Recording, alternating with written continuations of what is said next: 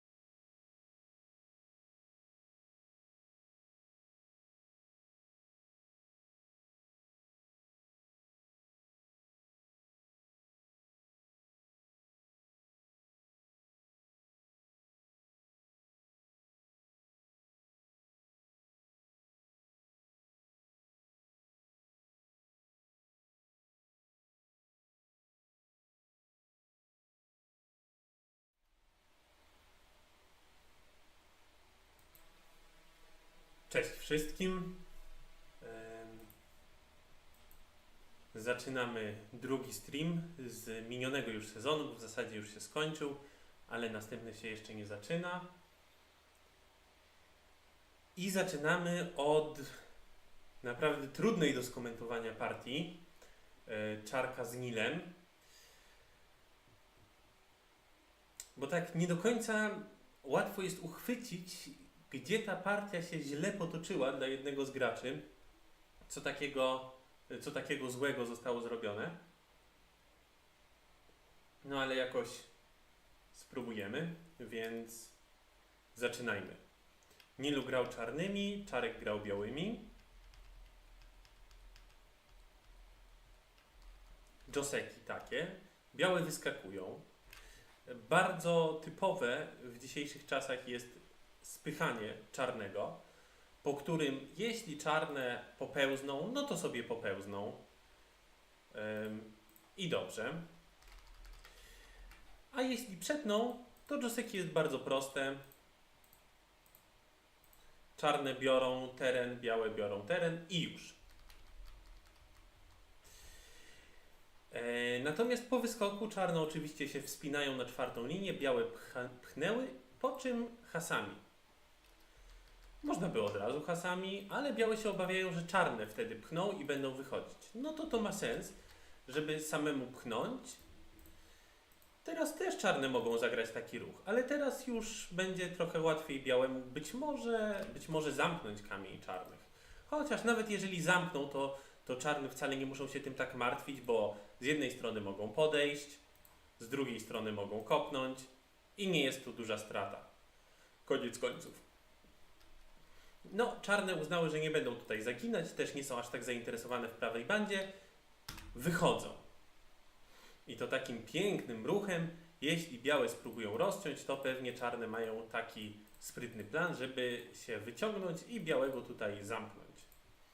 Ale białe teraz mówią, że one mogą jeszcze tutaj raz pchnąć. I jeszcze kolejny, bo nadal będą grozić tym słynnym Hane na 3 kamienie, więc czarne w zasadzie powinny się wydłużyć raz, drugi i wtedy białe zagrają tutaj. Cześć Janek. Tak, wtedy jeżeli białe będą rozcinać i czarne będą kontynuować w ten sam sposób, no to już wtedy czarne będą zamknięte, czarne nie wyjdą. Czy tu się daje walczyć? Można próbować, ale możliwe, że walka będzie rzeczywiście dobra dla białego. Czy czarne mają coś innego, jakąś inną możliwość? Zamiast grać tu, można skoczyć. Licząc na to, że białe tak po prostu spróbują nas przeciąć, a my wtedy się wydłużymy. Ale białe mają te sudzi. Mogą zagrać tutaj. I jeśli my Atari z tej strony, to wracamy do wariantu, który już omawialiśmy, a jeśli czarne Atari z drugiej strony, to również nie zdołają wyjść. Czy jest jakaś na to rada? Może od razu się wydłużyć. No jak białe tu, to my tu, to wiadomo. Białe mogą próbować wchodzić, ale czy to dobrze zadziała dla białych?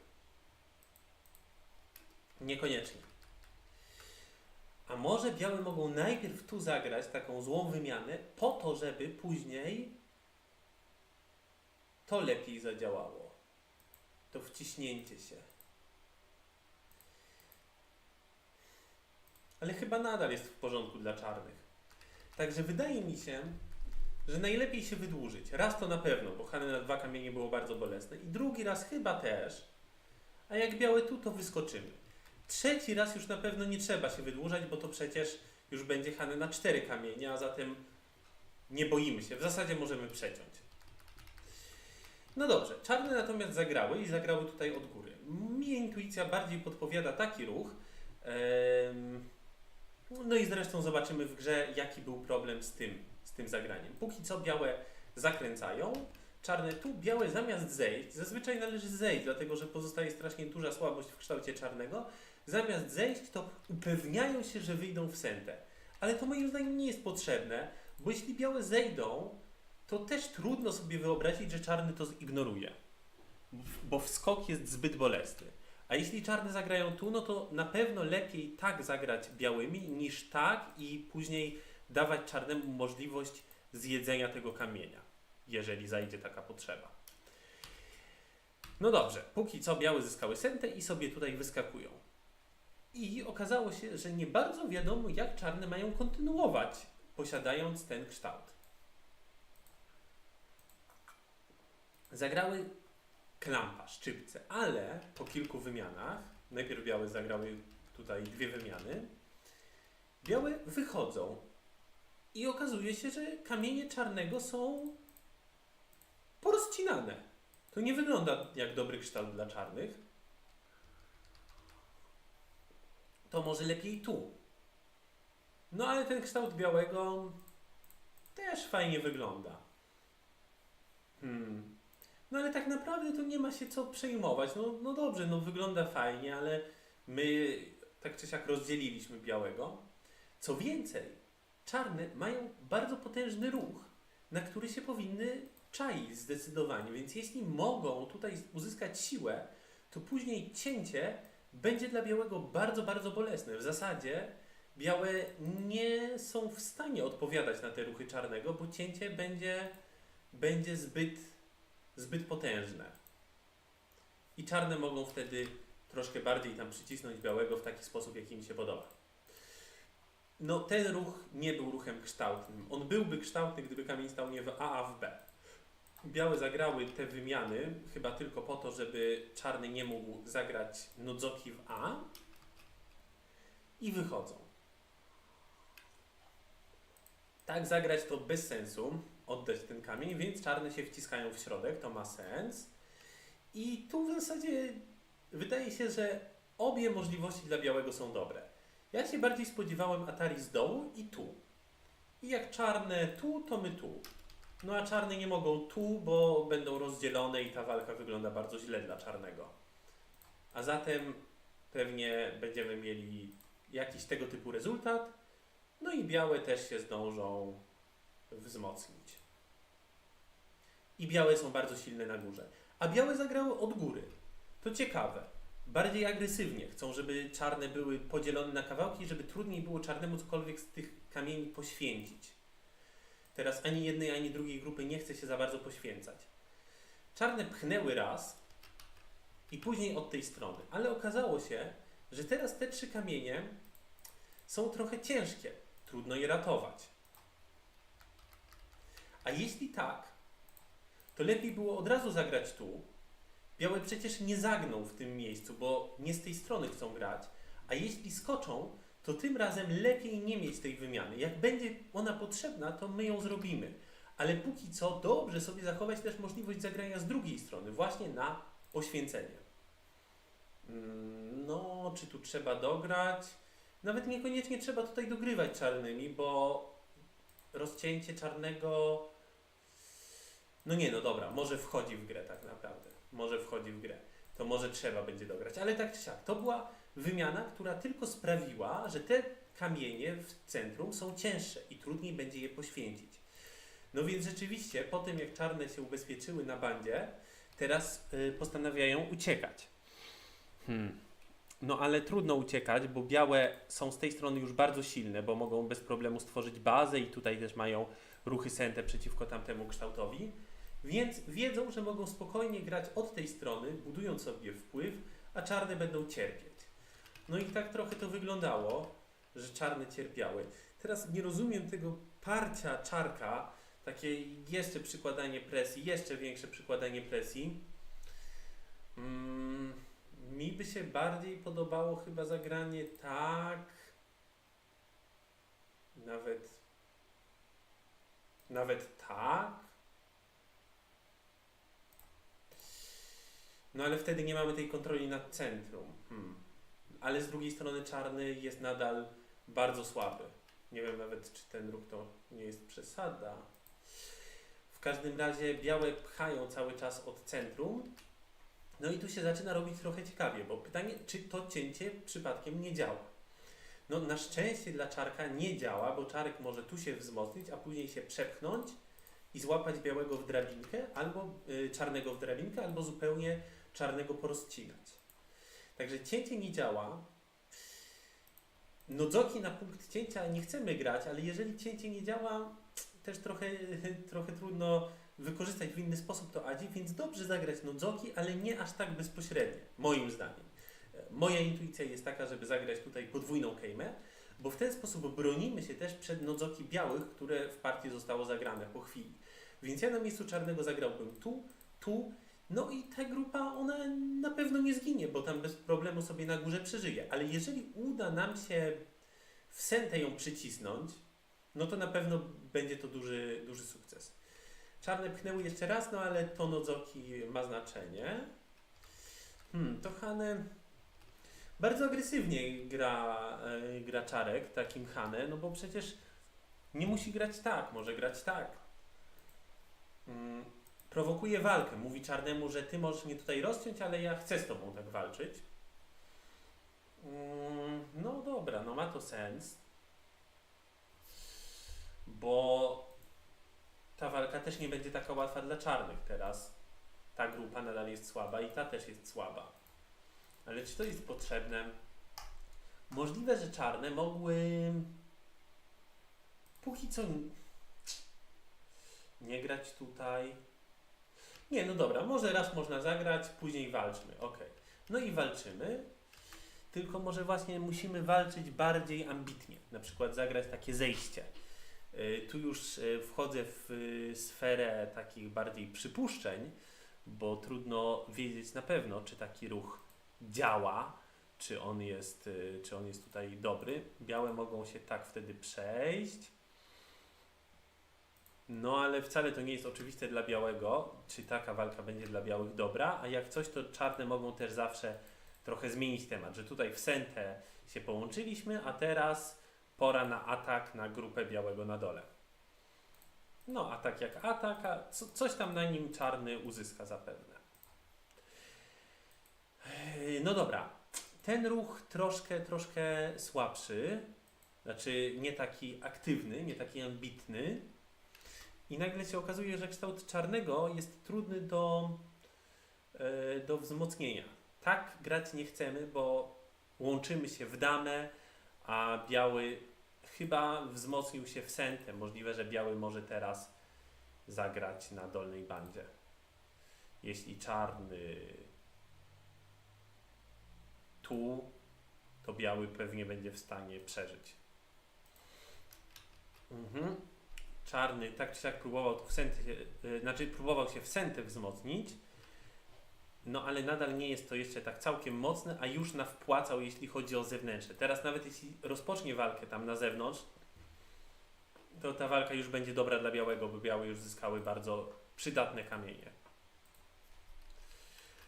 No to czarne wchodzą, próbują tutaj białego przycisnąć. I tu czarne przegapiły okazję na to, żeby po prostu odciąć białego. To wygląda dobrze. To nie działa dla białych.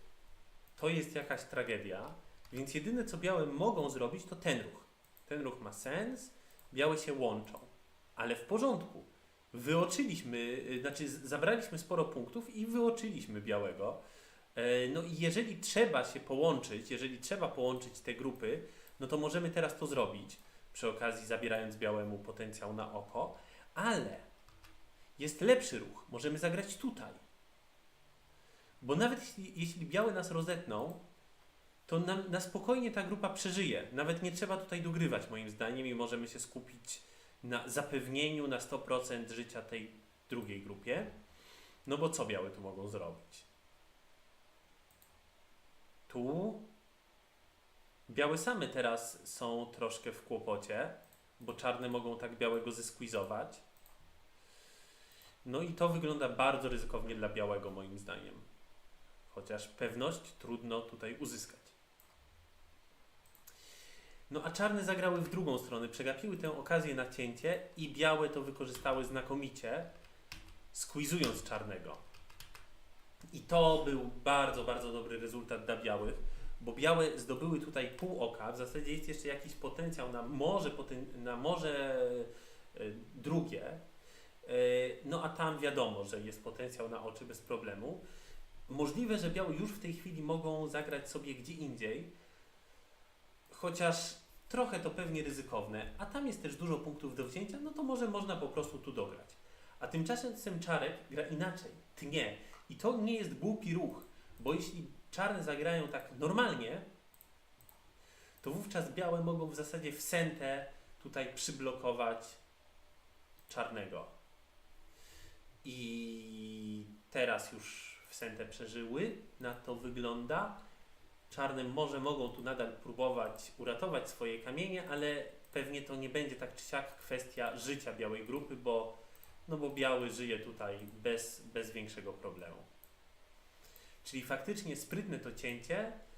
Czarne może mogłyby próbować podjąć walkę, ale to jest już taka walka trochę wszystko albo nic. No i to się czarnym nie uśmiechało, bo raczej z tego będzie nic, a nie wszystko. No ale z drugiej strony czarne, kiedy zagrały od dołu, to wcale to nie wygląda dobrze. Bo teraz białe zupełnie burzą czarnemu kształt. Dobrze to wykombinował tutaj biały. No ale zły był bardzo ten rezultat czarnego w gotę, pozostawiając białemu pół oka i jakieś jeszcze agi w B, które zostanie użyte w partii. Lepiej było zagrać inaczej. Czarne mogły tutaj na przykład zagrać i wprawdzie białe by wtedy skończyły z jednym okiem, no ale czarne mają więcej punktów i nie ma tego agi, które w zasadzie robi też białemu jedno oko w partii, ale też niedobrze. Chociaż na dobrą sprawę, teraz dopiero to widzę, w tej chwili czarne już zyskały sentę, czyli tu czarne mogą wyjść w sentę, a właśnie, białe mają oko, ale czarne wychodzą w sentę, no i białe tam będą musiały przeżywać, no i czarne kontynuują grę. Tak by było jeszcze jak najbardziej do grania. A to, co w grze, że skończyliśmy faktycznie w gotę, no to jest wielka strata i od tej pory było trudno czarnemu w tej grze. Właśnie, białe teraz to agi wykorzystują, co mnie trochę zdziwiło. Myślałem, że białe będą iść dalej, ale może się bały, że może tutaj nie na pewno znajdziemy życie, chociaż raczej na pewno. W każdym razie białe chcą się upewnić, że tutaj można kolejne oko sobie stworzyć. A czarne uznały, że takie zwykłe łączenie jest trochę powolne, no to może lepiej sobie coś wziąć, tylko później nie kontynuowały tego pomysłu i tego nie rozumiem. Jednak się w końcu połączyły. To już lepiej było być konsekwentnym i tutaj wziąć te punkty, tak myślę. No bo to po prostu punkty. Białe i tak już są bezpieczne, a czarne też nie są zagrożone, bez problemu mogą tu przeżyć. Więc po prostu to by była kwestia tych dodatkowych punktów w narożniku. Tak czy siak, teraz białe rozbiły formację czarnych na górze. Czarne tu jeszcze sobie dożyły. A, też w zasadzie nie bardzo skutecznie, to już lepiej byłoby tak grać. No i w tej chwili białemu wystarczyło w zasadzie przeżyć swoją grupą, co nie było wcale trudne i nawet się to udało zrobić w sentę. No tak to nie powinno wyglądać, że białe przeżywa w sentę, no ale może rzeczywiście to nie da się teraz czarnym zabezpieczyć tych swoich 6 kamieni i zachować sentę, bo ciach, jak to idzie.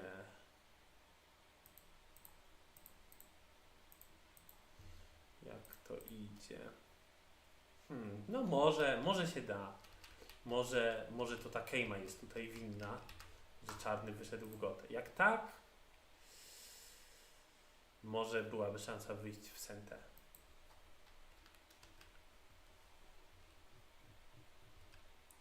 W każdym razie od tego momentu gra jest już w zasadzie nie do wygrania, bo biały przeżył w sentę i zyskał olbrzymi wpływ.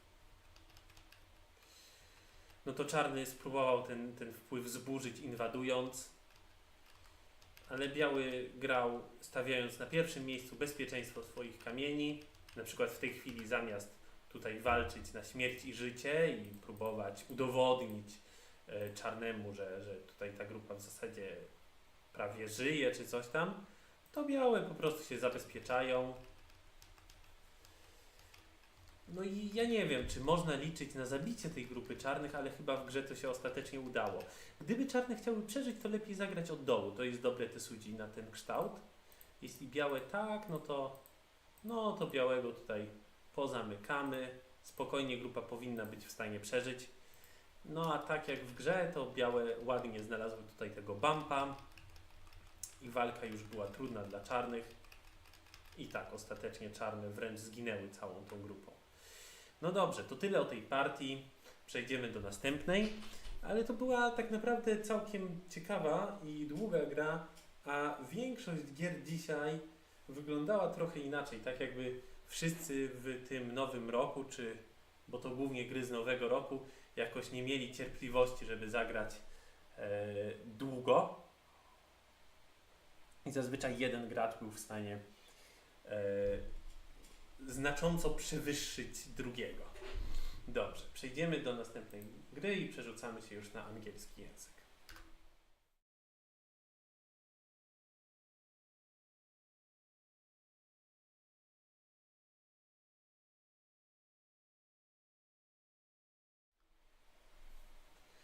In this game, Higaki took white, Robin took black.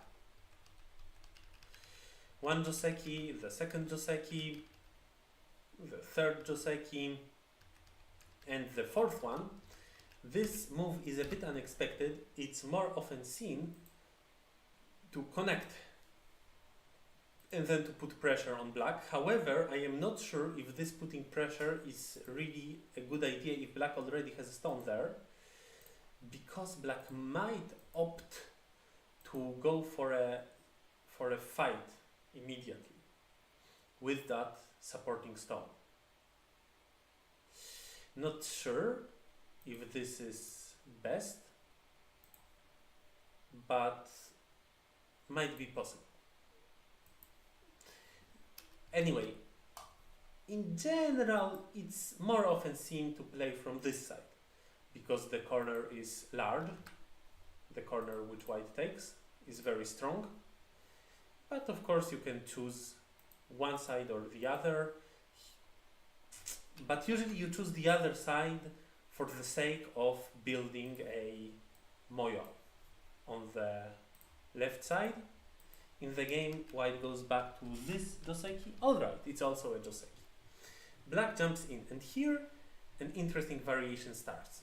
So white plays from the top. This looks like a very common middle game Joseki, but then after black's wedge, white didn't really want to play from the top.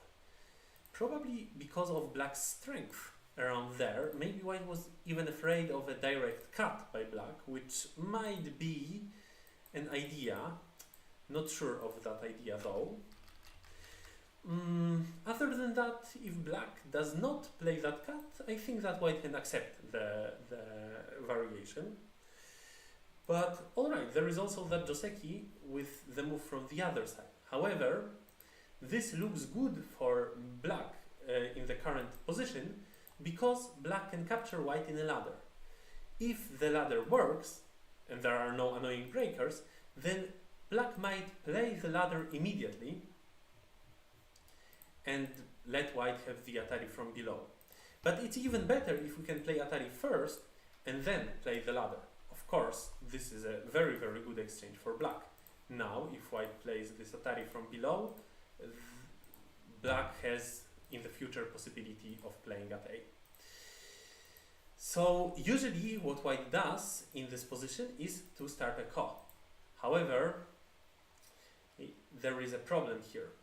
Well, maybe white usually plays such a threat to this ko, but black has threats, has one super big threat here,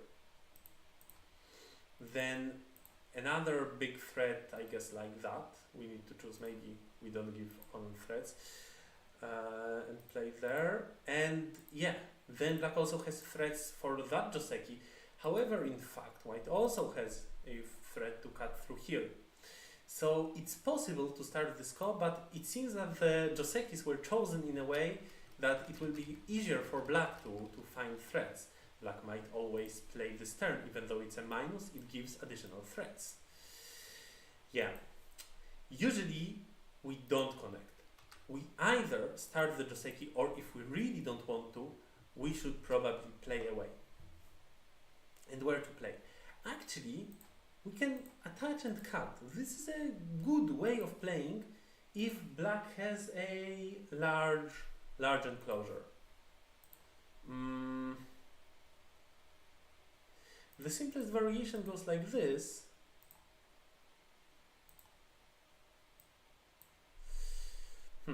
White is alive, but black is strong.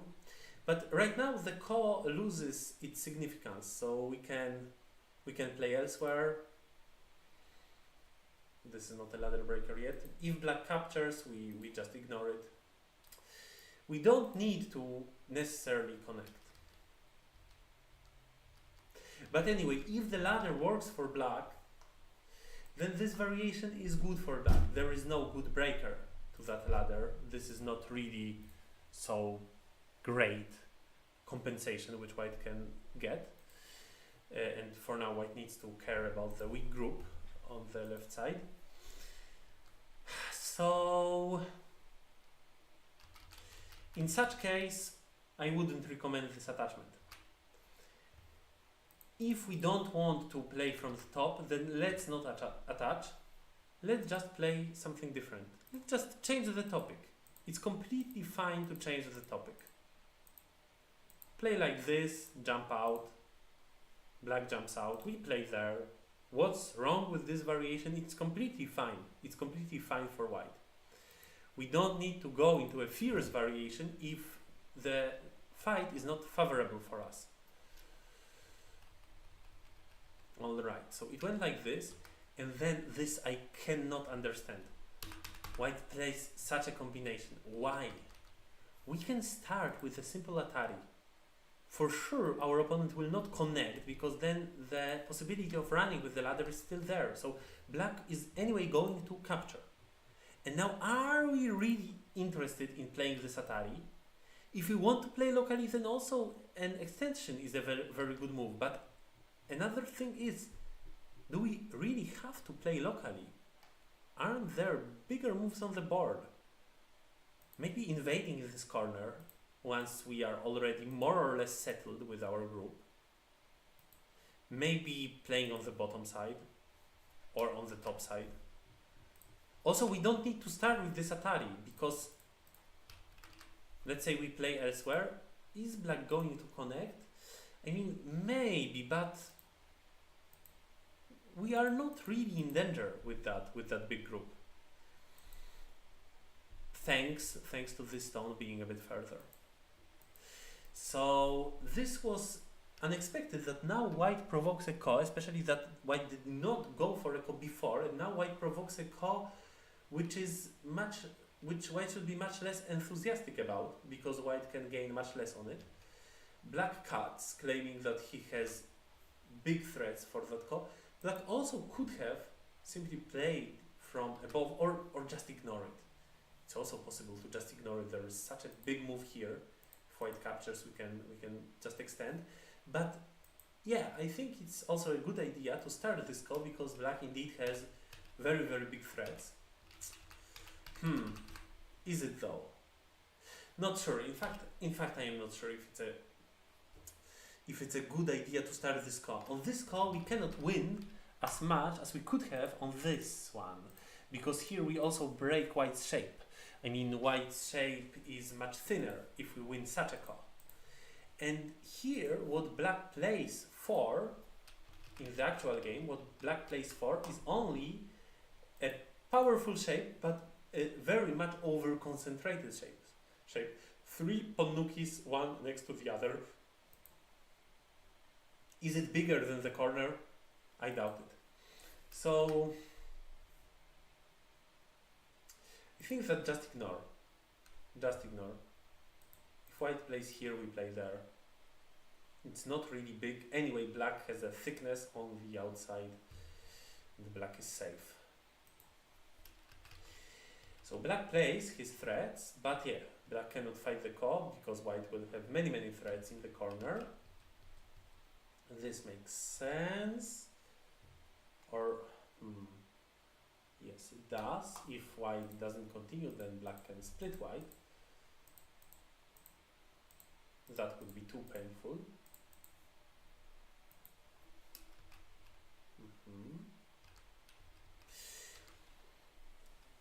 Here, there happened something which I don't understand. White played the shoulder hit and then ignored it.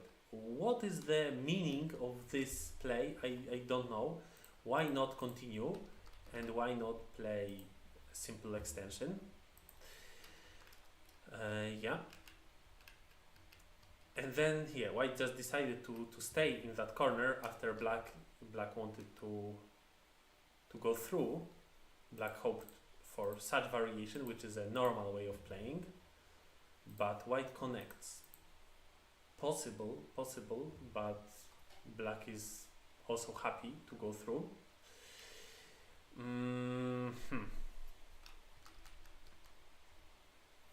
Better to continue, to strengthen the group this way. Double Hane I cannot understand. White can extend and be out in a very beautiful manner, and instead white lets black cut his stones. And in fact white still needs to go back to the corner to make life. White did not do it in the game, and then black can kill this group. So one thing is that to locally kill this group, such a group, you play here and then here. This is the correct way. This way white is dead, and this way white also doesn't have space for two eyes. But maybe black was a bit concerned that his group might be in danger. I don't think that black really should, though white can start with this move, right? And what happens then? It's a bit better for white like this, but still. Okay, yeah, maybe here it's actually very risky. I see. So one thing to remember is that to kill such 3 stones locally, you play Hane first and then the vital point. But black was concerned about his own group, and that's why black played from the other side, which is also a good play. And this one leads to a ko. So it went like this, and then black clamps. Also good to know this technique. White descends, black plays here, and we already see a ko. However, this move of black is a mistake, because before starting the ko, we can make a good exchange. We can play here. If white wants to start a ko now, great, then we take the ko first and already have a useful stone on the outside. So white is not going to do that. White is going to connect. But then, when white connects and black starts the ko,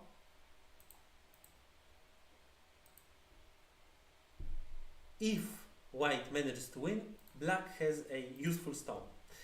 It might be a bit debatable on this board because it makes m4 center for white, but still it just blocks white's possible way on the first line. But there is also another advantage of this move. After black played this block, black might also decide to play elsewhere. Because right now, if white wants to make life, white can only threaten to make a seki and not make life with points. So if you feel that you cannot start the ko, then you play then you play this first and then play elsewhere. So usually you shouldn't start the ko with this move, though it's not a big difference on this board because of the m4 agi. Black decided that he doesn't have threats, so he jumped out. But then it would have been better certainly to play a move like this, or first block, then here. And if white cuts, then, well, it should be relatively easy for black to create threats quite soon. Create big threats and then use them. this looks like a better idea. In the game, black started the call and then played a simple move. Still goes out, that's good.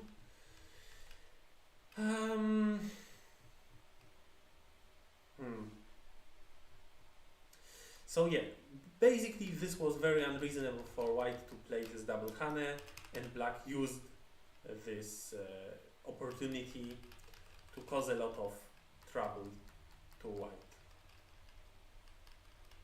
Now white is split on the outside, tries to help the groups simultaneously, but it looks a bit incoherent what white does. That first pushes here, then plays there, encouraging black to attack that chain of stones on a large scale after making that chain weak. Heavy. Maybe better to start with this move, and then we can also sacrifice the 4 stones. They are not cutting stones, so we don't have to save them. And if we started from these stones, then it's better to continue from them. Maybe sacrifice the other stones. Like this, it makes more sense. Like that one, I believe that black could have tried such a move. But now white has an opportunity to connect everything and life is good again for white, and instead white plays this, which is very small because the 3 stones don't have much value. White didn't even want to eat them afterwards, which is understandable. They are small. Now black connects. Yeah, creating a cutting point after already splitting white's groups. It makes sense, but I'm still not sure if they are big enough. Maybe it's better to continue putting pressure on white. But black might have thought that it's not clear what black gains on this attack. And then we can simply play another big move. Also, another thing to consider is this cut. Does it work? Maybe like this it's better than in the game, than what happened in the game.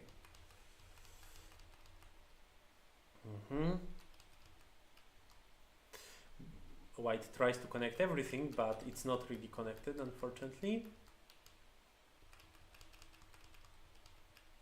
We also need to remember about this Agi. Like this, or maybe better to start from the other cut. White cannot accept such a variation, so white is going to play here, and yeah, this is clearly better than the other variation I showed. For now the fight happens in a different place, and it's just all difficult for white. So white kept fighting, but yeah, this simply doesn't work. Black connects everything, and here one interesting thing happened in this game. White connects like this, and white has a reason for that. If white connected differently, then later the net doesn't work. However, black realized that after the throw-in, the net also doesn't work. Black can extend and play here. But the exchange by itself is very, very bad. It gives white an eye for free. So I would hesitate before making such exchange. Even if we manage to go out, white shouldn't have much problem with making life with his group. And then black plays this one because black realizes that even though the net doesn't work, the ladder works. And this tries to be a ladder breaker. It is a ladder breaker. Yeah, it is a ladder breaker. And white played elsewhere, but then black was able to run with the ladder. This was well found by black. Maybe white didn't think that this is a ladder breaker. If white did know that, white could have counteracted in this way. It would be an interesting fight, it seems. But then white can simply play something like that. So white didn't expect the attack incoming. And of course it's valuable to split white because now white has 2 problems. White needed to take care of the other one. I don't really understand playing this core for black. This core is not much valuable. It's better to force white, or maybe force white, maybe just by such a move, to finish that core and then take profit on the top. The game should be rather good for black, if I understand the game correctly. Black has 12 points, 22, 35, 40, 50, 60, maybe up to 65, and white has 20,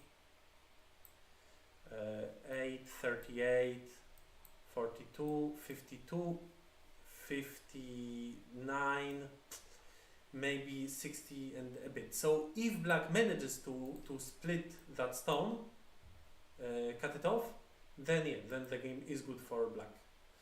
And this would be an easier way of winning than playing this core and letting white run out. Yeah, white now runs out. But here we get another core, the game becomes really crazy. This core is completely not needed. White can save, white can connect all the stones by playing a simple move like this, for example. But instead we get another core. But white can also live without the core, so that's what white does. And then black keeps playing this one. Really a bad idea. I mean, it was in the beginning, and I believe that it still is. We can enclose white and then play here and get really a lot of points. And if we go like this, white destroys our potential. This move I don't really understand. Isn't this one very, very big?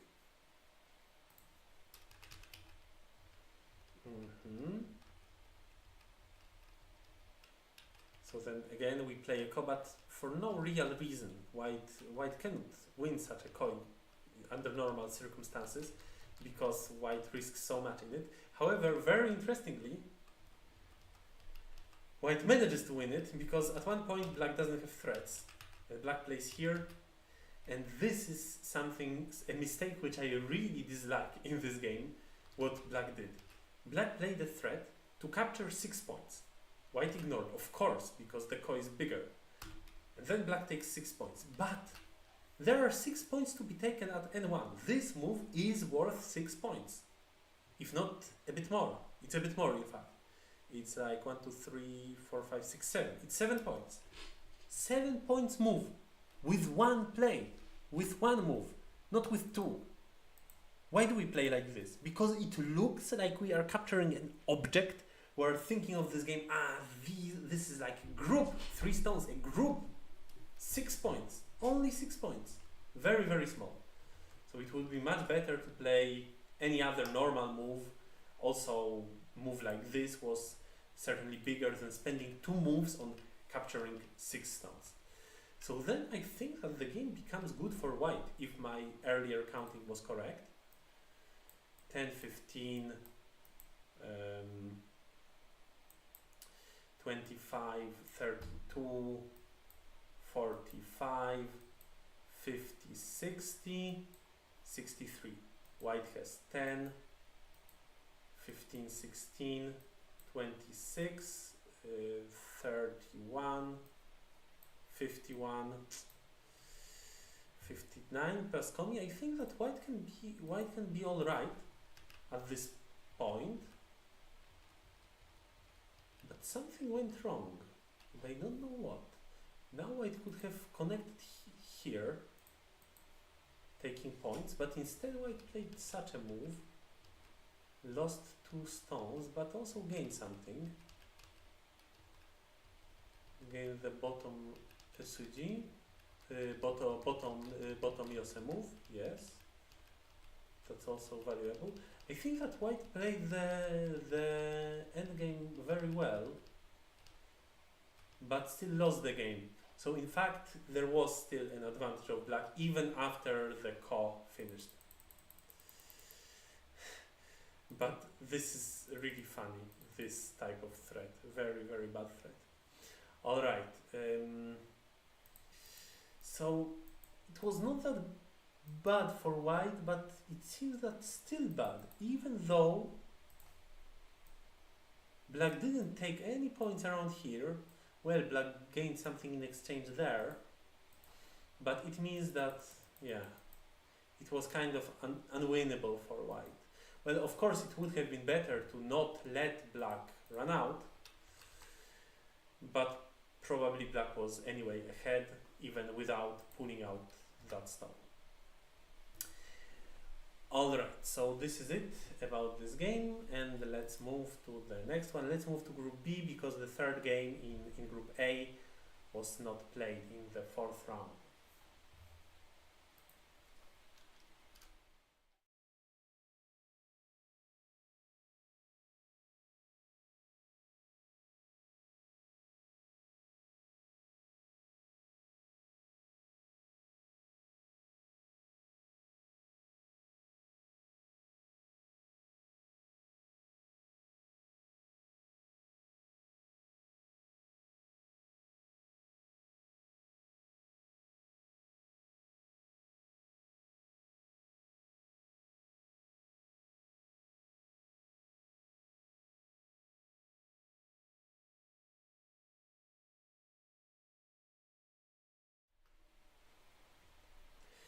We move on.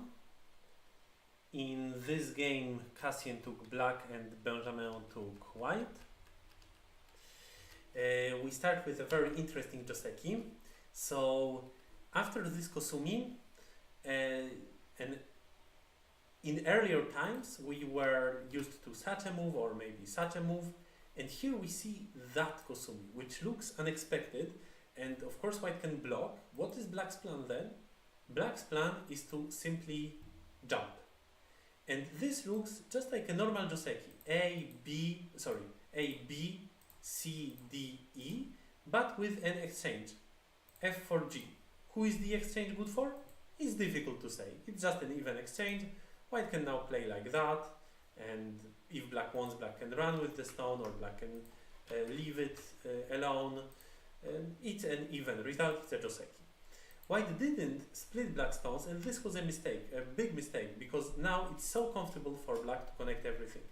White played like this, but here we see a result very, very similar to an avalanche Joseki, but just worse for white, because it's like the avalanche Joseki, and now instead of extending, keeping black down on the third line and having a strong shape, white plays like this and black jumps. This is certainly a good exchange for black. If I were white, by the way, I would have, instead of playing this move, I would have played Hane. I think this is a bit better for white, because now black doesn't have access to the bottom side. Still good for black. However, in fact, there is a little bit of a weakness in black's shape, and maybe white was hoping for it. For example, if white gets this move, then later there might be a few problems in black's shape. For now, black plays this. This I don't really like, because there is still such problem. If black blocks, then white is able to start a cross. So white will not play that move now, but in the future, if white has threats, white can play this move, and black is going to be forced to simply extend, and this is certainly not what black intended. Therefore, I'd rather recommend playing a solid shape Kosumi. Good move. Yeah, it's useful to play around there, otherwise white can push us down. White plays here, black continues. I thought it's completely normal idea to ignore the bottom side for now. Even if white blocks, white's shape is still not perfect, but black decided to continue. And yeah, white doesn't want to fight. The fight looks indeed very, very risky for white. Instead, white plays from above, and one thing to learn from this shape is after black plays his Atari, you can just extend. This is most often the best move, and if black takes, well, In this shape, white can simply ignore it. It's not big at all. It's really, really, really small. So just extend, you just ignore what your opponent was doing. But in the game, white tries to play a bit more sharply. However, like this, white will lose center. Instead, white plays Atari, wanting to have a better shape. But then a fight starts, and this fight does not look favorable for white. So yeah, at this point, white is too busy. White needs to run, but unfortunately, black doesn't have problems with liberties because black can always capture in center. White goes out, but black captures in center and then cuts. So this is really looking bad for white. And the culprit is this Atari, to which black reacted in the most powerful and correct manner. Yeah, basically no other way. Maybe right now better to not connect these stones. Maybe better to leave them behind because they are becoming only a burden. Though white managed to find a beautiful Tesuji right now, how to not die with his group, with his dumpling. He played here, a beautiful move, but black can capture white with an Oyotoshi. However, then white can capture black, and the final shape becomes like this. But now, a very important lesson. When you see such an obvious variation, you are often inclined to simply play it out without thinking. But try always to look if there is some opportunity to do something a bit better. And here there indeed was. Yeah, we cannot fight like this. This doesn't work. This is white's plan. However, if we already know that we are going to sacrifice 3 stones for capturing another 3 stones, then we can start with this move and then play here. And then it's just like in the game, but with the 1-2 exchange, which is certainly very good for black. And anyway, the result is good for black. Black takes center to play on the top side. Black is very happy. Black's Ponuki is much better placed than white's. And black has all the territory in that corner. White attaches. Usually to this attachment you react with Hane and go down, and this descent really makes sense because it destroys white's potential for a base. So not sure why not this Hane. Maybe black was afraid of a counter Hane and didn't want to fight like this. This would be very interesting, but yeah, maybe not the ideal way for black. However, I think also fine. Can we play like that, or this is too easy for white? Anyway, black simply went up, which is also a powerful play, and then decides to attack white the most aggressively by taking away the base. This move of white is a mistake, because it makes things too obvious. We could also use the move from the other side for that center Aji, and then we have better chances to making a base. But for now, we shouldn't play any of these moves. We should go out, in my opinion, because black is not going to play here. It would be too easy for white. Black is going to fight with us on the outside, and later, maybe we will be even able to use the Aji in this manner. This would be really great if this can work for white. So for now, better to play on the outside, leaving the Aji behind. It will be much more difficult for black to attack us when the Aji is open. Like this, we closed the Aji. It's an Aji Keshi, what white played. And yeah, white builds a group, but in a bit heavy manner. If I were black, I would certainly play from the outside. And yeah, white will be probably able to live, but black gets really a lot on the outside. But instead black plays more aggressively, and in fact this worked well, which surprised me.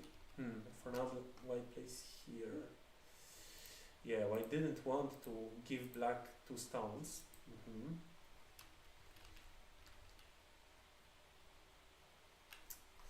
Isn't it better to play like this and then that?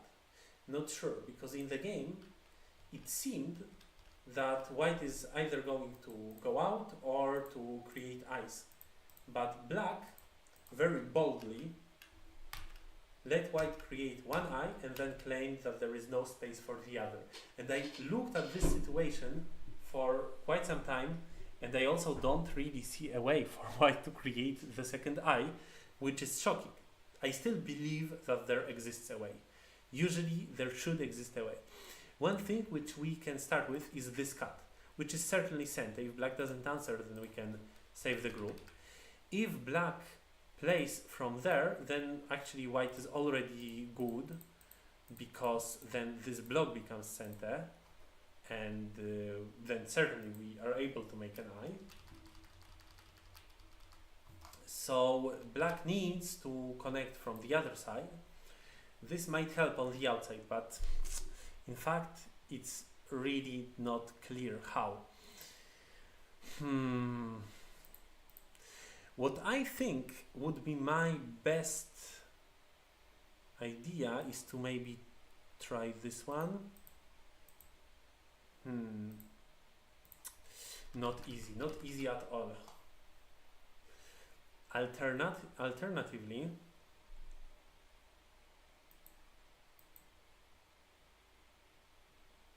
here, black takes away the eye, then we can get this in center, then we can play here. Black cannot go like that because then we live. Black cannot, black needs to play here, that's the only move. But this is not alive for white. Not alive.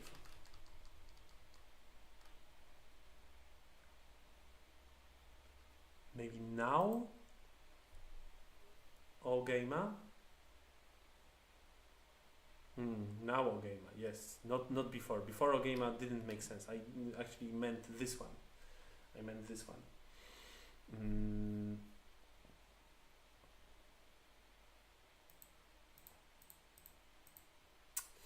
Still, it's going to be very difficult to make life. So black was very bold, but white was not able to make the second eye. So white started a fight on the outside, that makes sense, but it doesn't look promising. Black just needs to live with all his stones, and by doing it, he also managed to capture white stones on the top. So yeah, now the game seems to be very easy for black. Black can simply run. It's enough. It's enough to run out. White doesn't have that many liberties. White has 1, 2, 3, 4, 5, 6, 7, 8, 9. Even if black doesn't make life, black will capture white. Like this, it's also good, though there appear some algae in black's shape, which we can study. But it seems that nothing really works for white. So yeah, the game should be easy for black, and it indeed was. Black managed to capture that other group, and right now the best idea would be to first turn, then play here. Instead, black played the move before, and then white found a nice counter. And yeah, the continuation of the counter. So this didn't work well for black. However, still black manages to capture the cutting stones, capture the group.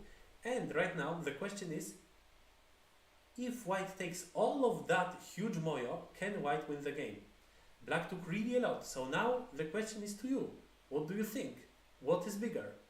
You can start to count points, but I have a better idea.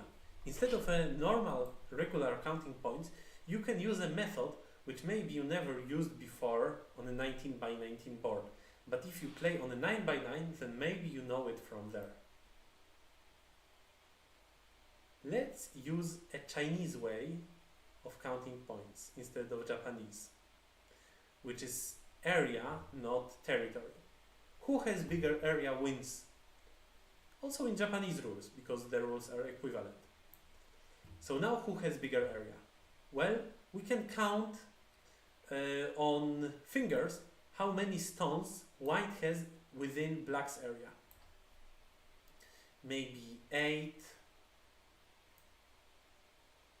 12, 13, something like 13.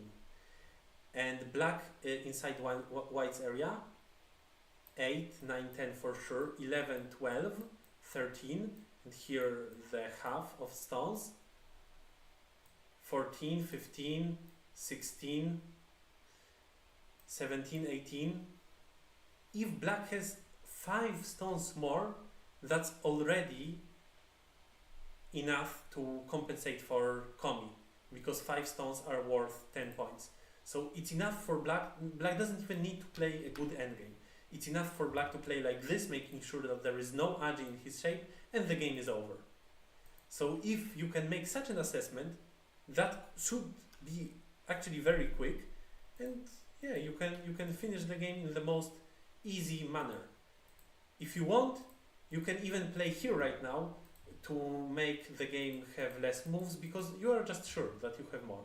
Surely black wins. You don't need to try anything within white's area.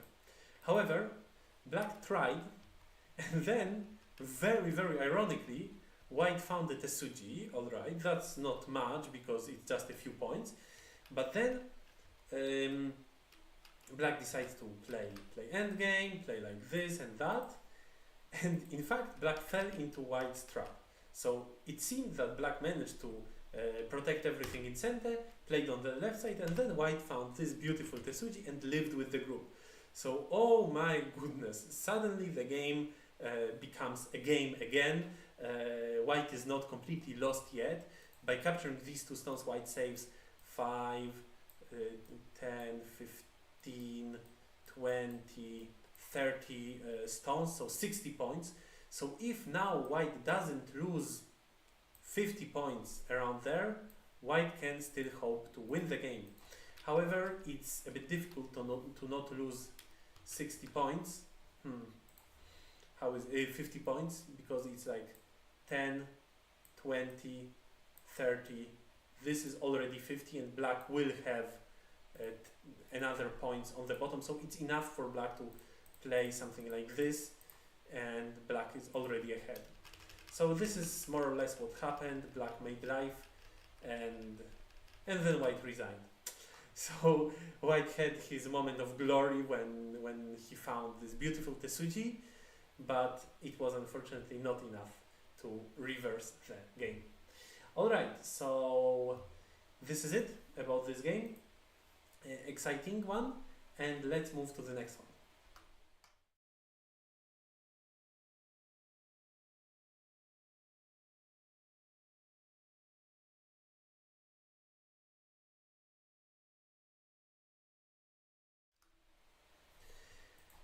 In this game, Maxim took white and Baptiste took black. This is not a common way. The most common way to play is like this.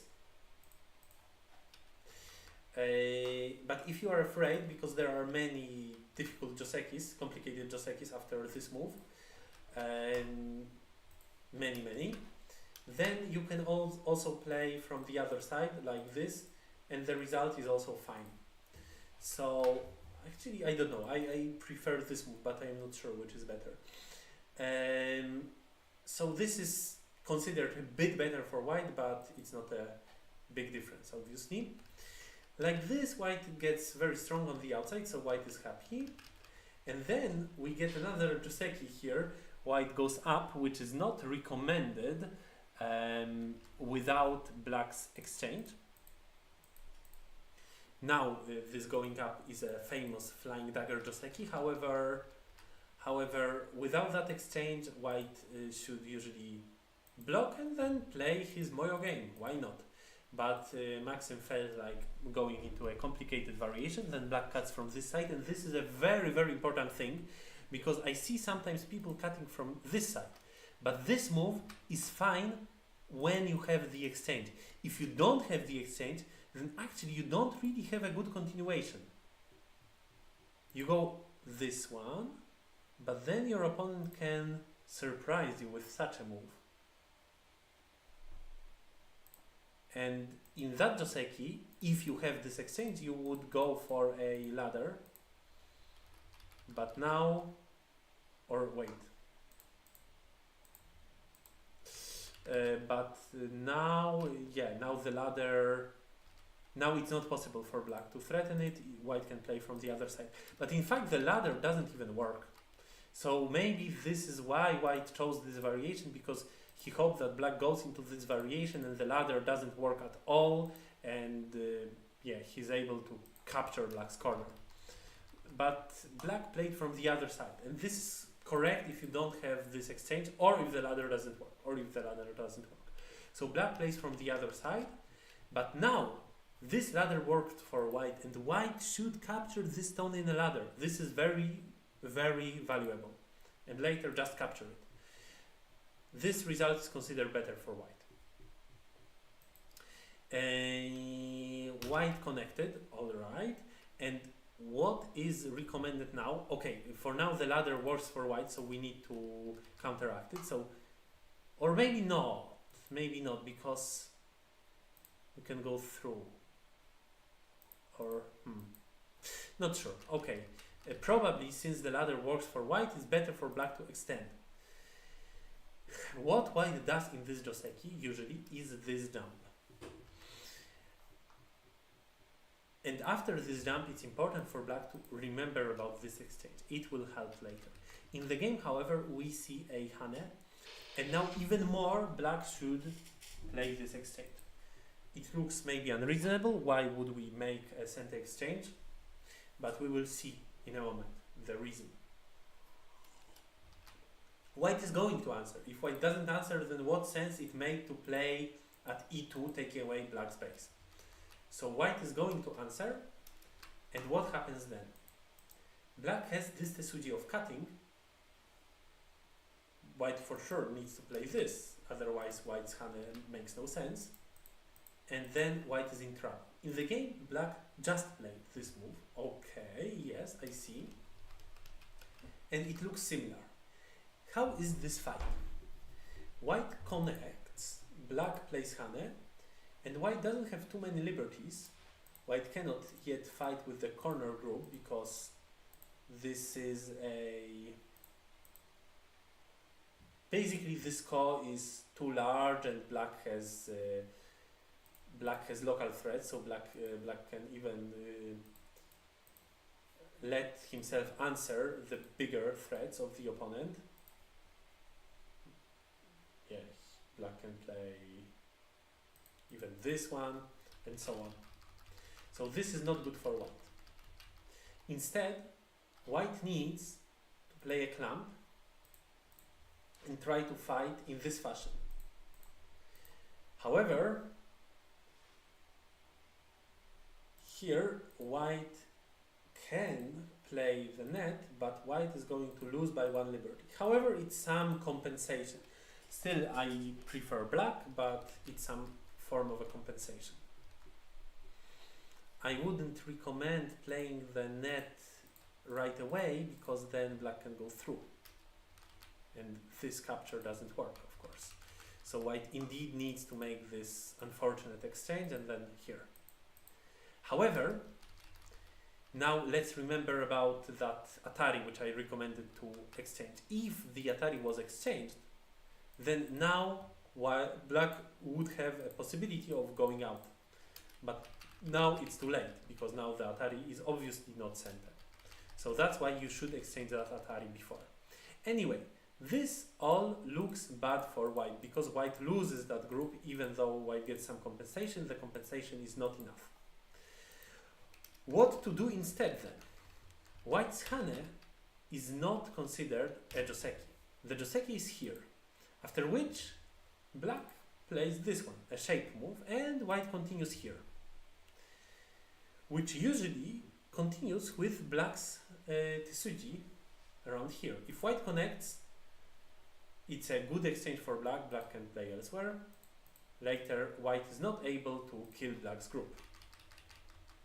Was the exchange not made, locally it would have been possible to capture black. So black tries to make this exchange, but instead white plays here, and now black can squeeze white and we go back to a similar shape as we have seen. Very important to note that black cannot descend hoping to squeeze white more, because white will not get tricked and white will finish in center. So it goes like this, and then very similar to what we saw in the game, but we have the 1-2 exchange, the additional exchange, which makes it much easier for white. White plays here, here, here, here, there, and with this one. Basically now black will very much be sad that he forgot to make the very important exchange. So if white plays this jump, you should also remember to make the exchange before going into the fight. In the game, however, we saw a Hane of white, which is not the correct order of moves, and then the fight is just difficult for white. White plays this one. Why does white do it? So white hopes to create a ladder breaker so that later this clamp works. Actually I forgot to say that here black can simply capture white in a ladder. But even if the ladder doesn't work for black, still it's all right sequence for black to give white, let white sacrifice the stones. So black didn't want and played here, and then white could get an advantage in the top right. I think this was not a good idea by black, because if he answers, the ladder still works. Now the ladder works. The ladder is going to go like this. Here are white stones, so of course white loses. Even if white makes... Yeah, it's black, black, black, black. Sorry, I drew it incorrectly. It's like this. It's like this. Yes, of course. But white loses because the ladder is going to go this way. And even if white continues like that, the ladder works. And all right, if white exchanges this one, then the ladder stops to work. However, white doesn't have a good order of playing these moves. This is a question which many players forgot to think about. That if white plays these exchanges now, then this is a very big loss by itself, and later certainly black can accept that variation with the sacrifice, because black already gained really a lot in the top right. And if instead white starts from these exchanges, then later it's very easy for black to not answer to this move, because white already invested so much on the bottom side. So there is no good order of playing these two sequences. Like this, of course, black takes an advantage on the bottom side, but still there is some agi left. And for now, white can take control over the top side, top right.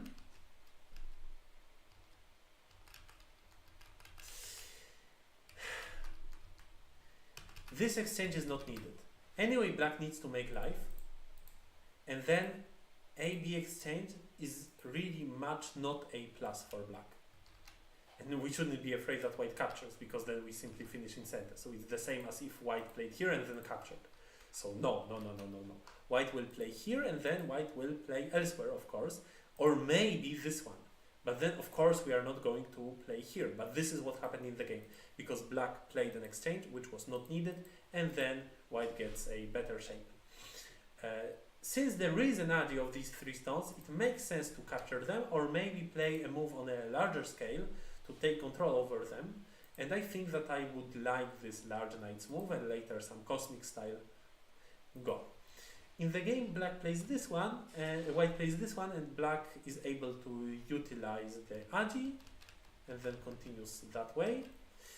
And white played this, but no, white should fight. White should fight, because the game is not good for white, but this fight also doesn't look bad for white. So white really shouldn't be afraid of this fight. And if black plays Hane, white plays here. It's much more powerful than playing like that. So this was unfortunately a mistake. if it went like this, actually white really gets a nice compensation for what white lost on the bottom, so the game is certainly still worth playing. But in the game, white went down very quickly.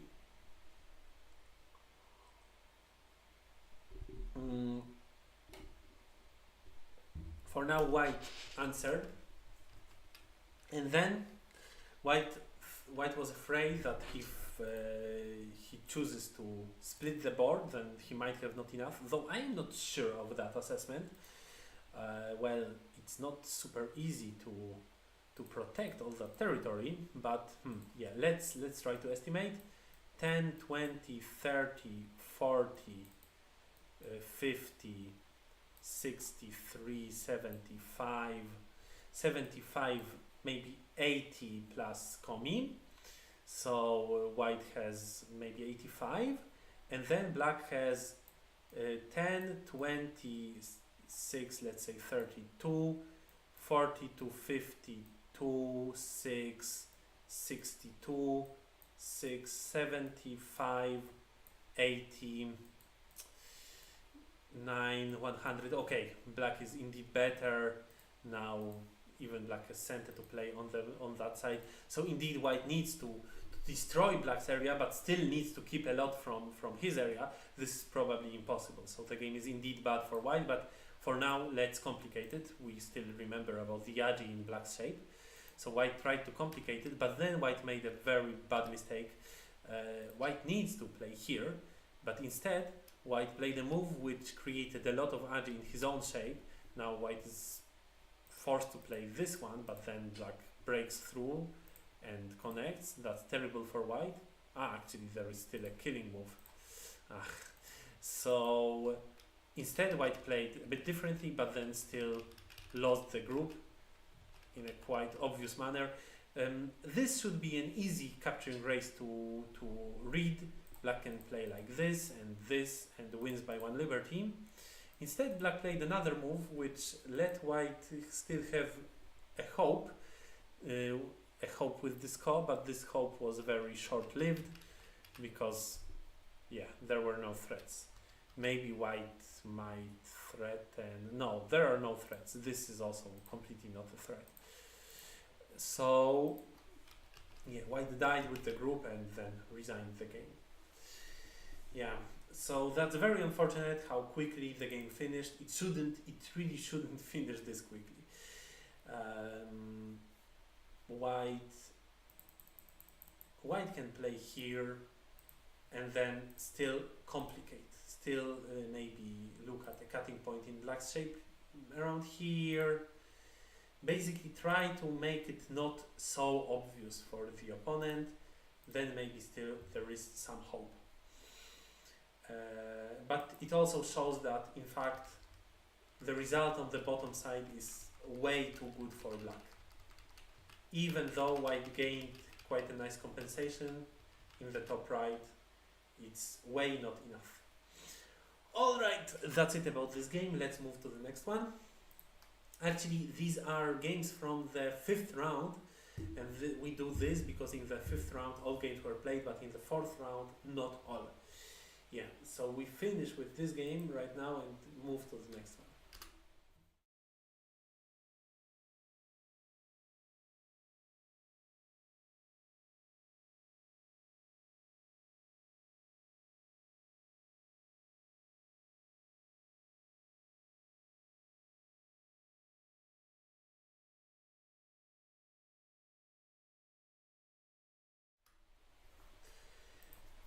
In this game, Piotrek took black and Robert took white. Alright, normal start. Jump, jump, jump, jump, jump. We cannot really help it. It goes like this. Yes, it all makes sense. White pushes. And then black did a very, very not understandable thing.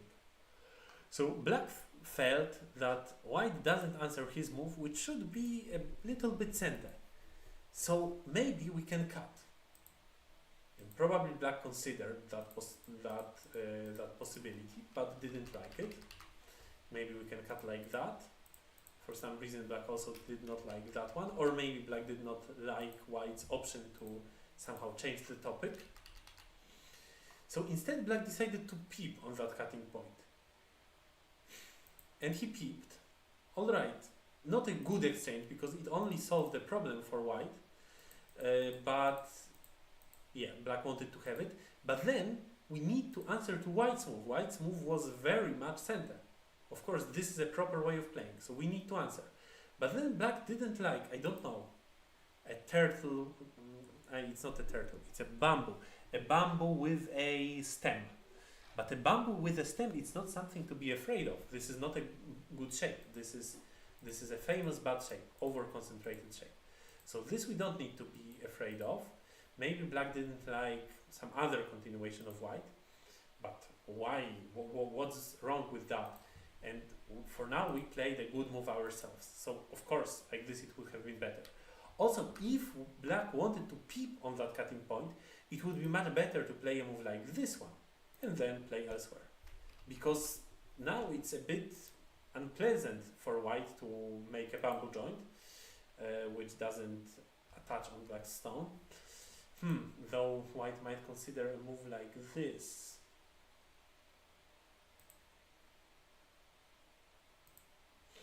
This is still better than that other variation, but white might ignore it now. So it's a bit risky. Okay, then maybe this move is better, but it's best to not play at all.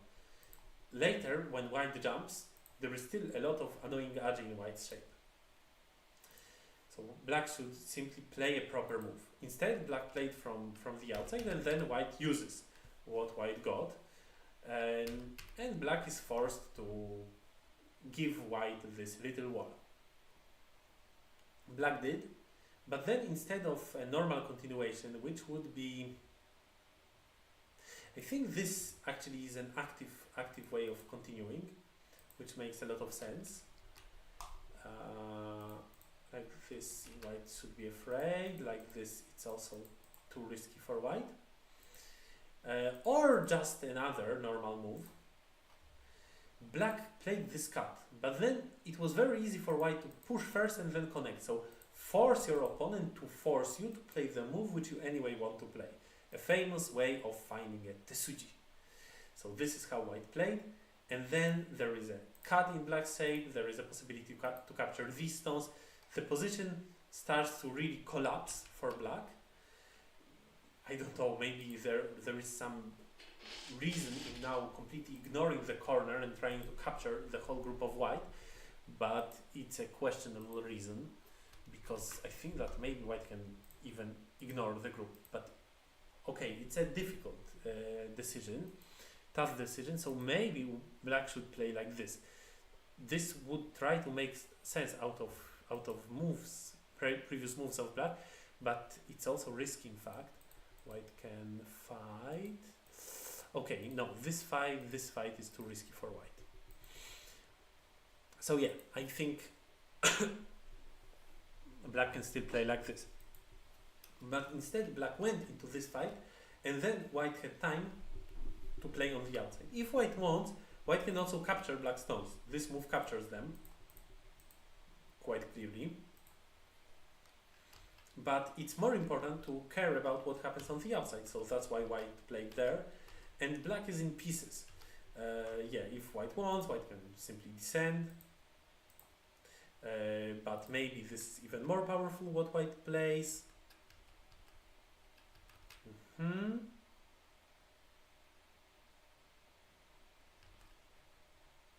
Yes.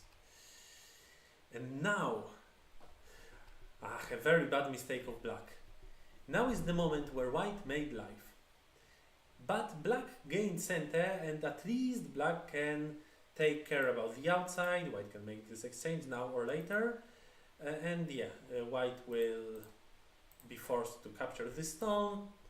And at least on the outside it looks promising for black, even though black lost really a lot in the corner. But instead, black secured these stones, but this was gote. So probably black played it because the move itself looked center at first, but then it was gote, and white is already alive in the corner. So this is a very, very illogical choice. Yeah, this is 7 points in reverse center. This is as big as a monkey jump. This is something what should be played in the endgame, and not now, certainly not now. For now, white also doesn't need to capture these stones because it's just 7 points in center. For now, better to play bigger moves and more urgent moves. So this was in fact the biggest mistake maybe, because then black's position collapsed. Then the white finds this Tsuji, and if black connects, maybe black cannot even run away with his group.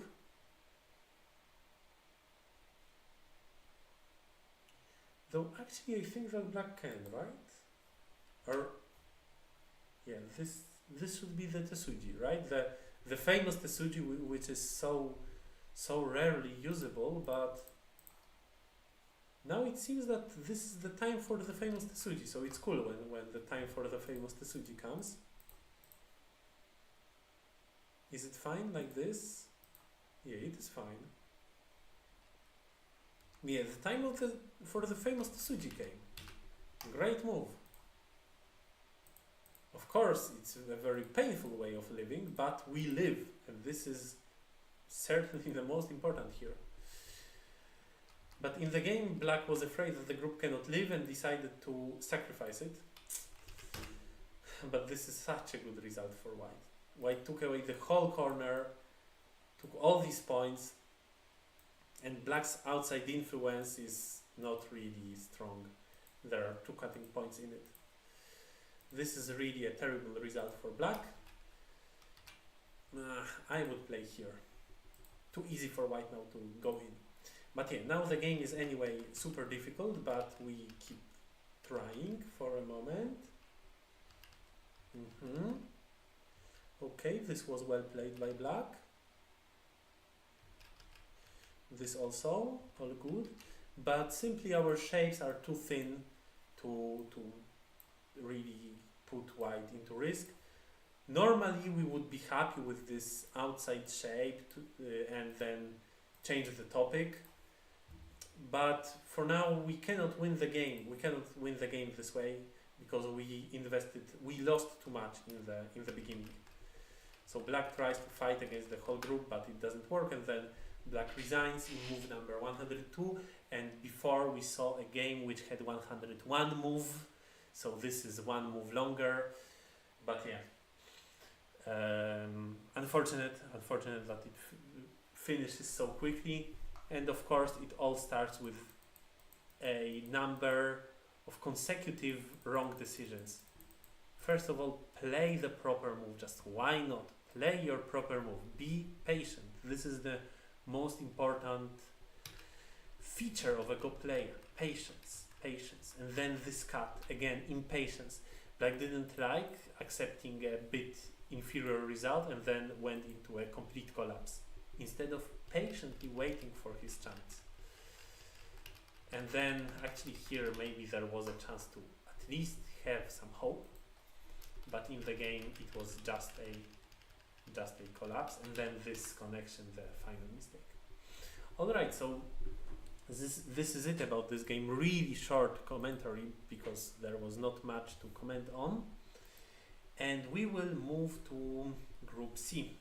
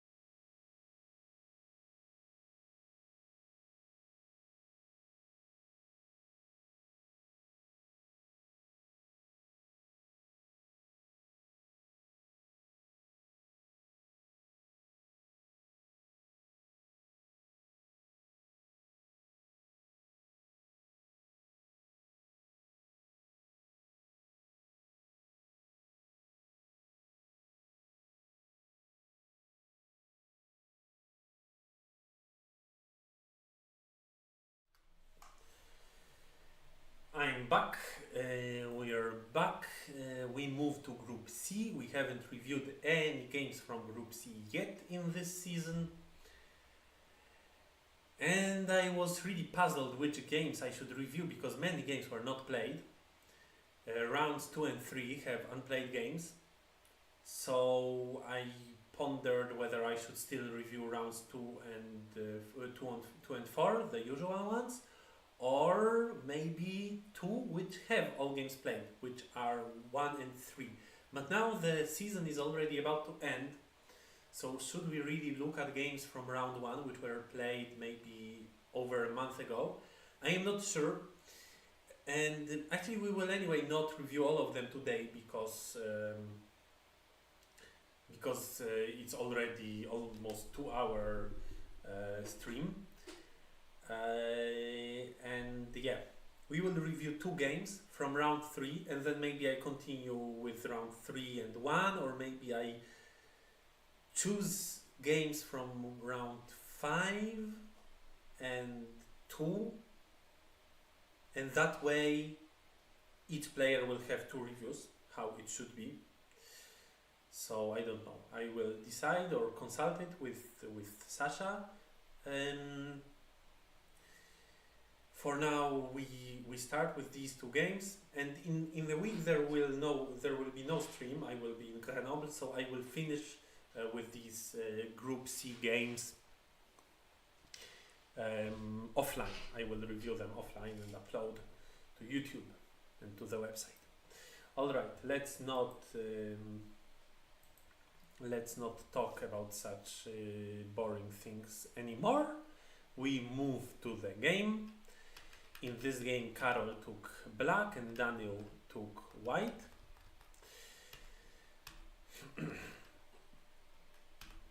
Black jumps, yes, all makes sense up to now. Though it's good to know a value of this move for white and for black. After white plays here, it makes sense for black to push. Or maybe better to play this knight's move, which creates a potential annoying continuation, and if white plays here, then well, it's a nice way to build a moyo. And at this point, I think still this push of white is the strongest move. If black plays Hane, white can cut, and certainly this stone will help white in the fight which follows. So, for example, the fight can go somewhere along these lines. Yeah, so this push, and if black is forced to extend, then white is very happy with such a push and can push once more, once again challenging black. Even though this is a 6th line territory, it's not that efficient because black didn't take much of the corner, and there is that stone which maybe can be located in a better way, taking into account such a shape of black. So it's alright to push from above like that. Instead, white reduced from the other side. Alright. Also fine. And well, I expect that white will play another move somewhere else on the board. But white jumps in. And this jump in doesn't look very logical for me because now the AB exchange seems to be bad for white. It would have been better to jump in right now, in my opinion. For example, if black decides to split white, white jumps out. Later, will white play from the top? Is it not more possible for white to play from the bottom? Or maybe white can right now play like this and cross cut, and later try to somehow squeeze black. Something like this. Or even this one. But all these options are not available after the exchange, so probably better to invade right away. And this is possible. This is a big move, in fact. I mean, of course there are other big moves on the board, but we can jump in. Okay, white played this move first, then jumped in. Also good. Black finds the strongest answer, which aims at capturing white stone. But even if black captures it, white can actually sacrifice it in a good manner, I think. Now white plays here, and maybe it's not center. Maybe it is not, but it's a bit annoying when white starts to continue this fight. It is going to be annoying for black. Especially that there might be a way to live in a cut even. But even without that possibility, how many more liberties does black have than white? Probably it's one liberty capturing race, just by looking at it. Maybe two. No, actually, okay, 1.5 kind of. 1.5. If it is like this and white can get all these moves on the outside, it's a super, super good result for white. Really, really good. So don't be afraid to lose your stones in this fashion. Just sacrifice them. And then you can enclose. And your opponent does not have a way out. But if your opponent is going to now spend a move like this or like that, then it's already a compensation for you. You gain center, you enclosed black in center. Maybe you can still play here, and still in the future you will be able to create a Samedori to annoy black, forcing black to use moves to kill your stones in his territory. So yeah, this is just a good way of playing. That one was another way to sacrifice the stone, but it didn't unleash the full potential of that stone. Really, the potential is bigger. So what would I recommend for black? Well, I think this move is best. This move is best. If white jumps out, we jump out, and white has a weak group. We also have a weak group, but our group should be stronger than white's. I mean, it should be easier for black to manage this group than for white to manage his, and certainly black is happy that he's already strong on the other side, having quite a territory there. Yes. So this move is not best because it gives white an opportunity to play a beautiful sacrifice, unless black is going to play like this, which is maybe better, but looks a bit unlogical. But okay, yeah, maybe this is better. Yeah, black should play like this. Black doesn't have the stone at b5, but instead black has a better shape on the outside, so it makes sense. Certainly, yeah, I am quite certain that it's better than trying to kill and suffer. Then white ignored, black ignored, which is quite a good idea because this is actually small. However, we need to remember that white might try to use such a trick and fight. We will see it later. For now, we see a Joseki here, and then black descends, this makes sense, and cuts and plays from the outside. This is wrong because we can simply play here. What are we afraid of? Anyway, white is going to extend, and then do we want this exchange? Why would we want this exchange? This is a bad exchange. We can play this exchange as in the game, but then we of course prefer to push. Or let's push first before we make things obvious. For now, white cannot Hane for sure, because there is too big of a liberty problem. So, actually still. So, white is going to extend. Then we can play here now or later. But if we play the exchange first, then after our move, white can jump, which is certainly better. White has just stronger shapes right now. So this was a mistake by black to cut. This is really unnecessary. You should, in this shape, you should simply Hane. Of course, your opponent cannot double Hane because of the liberty problem. So you play once, then push again, and maybe then you can still find space in your opponent's area. This is the normal way of play. Like this, I'd recommend jump. This is a good shape. Instead, white tried to take points immediately, but then it proved quite difficult. Black plays this move, and then, yeah, what can white do? If white splits like this, white already has a bad shape, and the points are not points. They are, white cannot seal the territory. White tried another move, but then black used a liberty problem in white's shape in a perfect manner. For example, now white cannot cut because the stones die in a ladder. I know that it doesn't look like a ladder, but it actually is a ladder. White cannot run out, and later if white is forced to play like this, white dies. So white needed to play like that, but then still it's as bad. Black, I mean not as bad, but still very bad. Black managed to break into white's area, and white really got such a bad result from a position where the result should have looked like this. That's very, very unfortunate. White could have created such a beautiful bottom side, and instead white is completely squeezed in his own area. Then white starts a fight, but black manages this fight very well. I don't know why not this. This simply works, so there is no reason to not play that one and instead play the other move, which takes less points. Yeah, the game became bad for white after black managed to break in, but still we should somehow continue,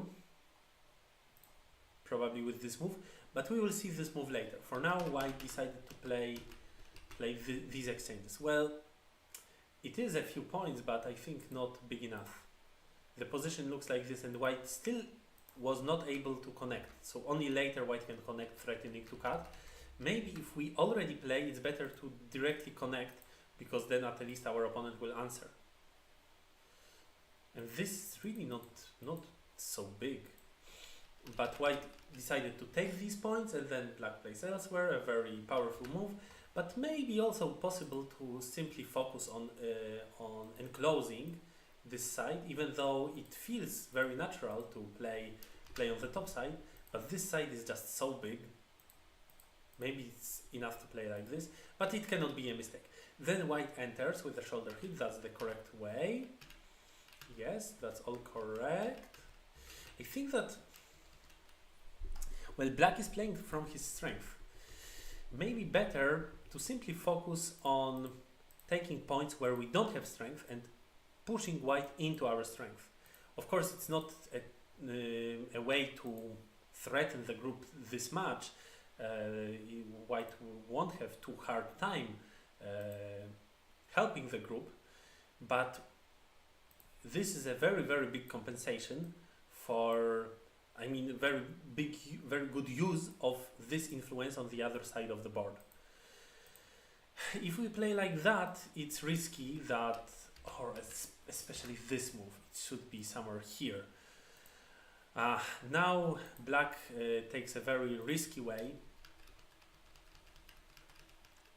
Oh, and, no way. No, you cannot play like this, take away the eye. Just take your points. If you play like this, you are really going to suffer from your own decisions. It's enough for white to push twice and then play a move like this or like that, or I don't know. It's not maybe so obvious how to choose, but for sure white will manage to run out. And then everything what black can hope to make here will be not enough to compensate for the loss of the potential territory on the top side. So instead of playing something like that, just choose this variation, the simplest variation.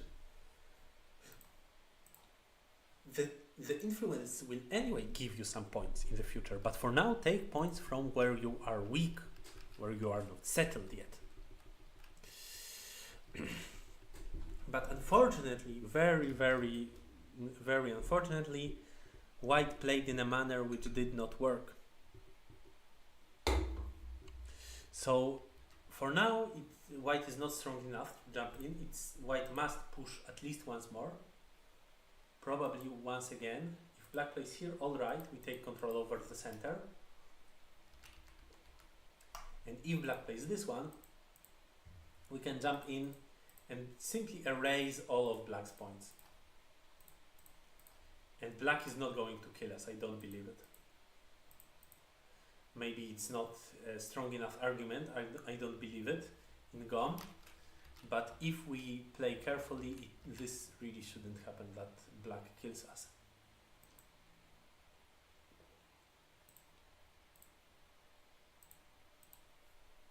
Black is thin himself. Yeah. If we are afraid of such fight, what else can we do?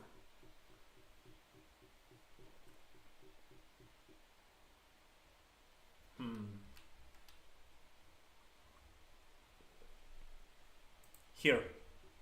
Maybe here. And Hane. This is already quite something for white, right? Of course, black cannot play like this. This is terrible for black. Maybe this is a different way, but still white can be somehow satisfied with such a reduction. So yeah, maybe this attachment. And if black plays from the top, okay, again it becomes a scary fight. Difficult to avoid a scary fight, unfortunately. Difficult to avoid a scary fight. Somehow we need to find something here.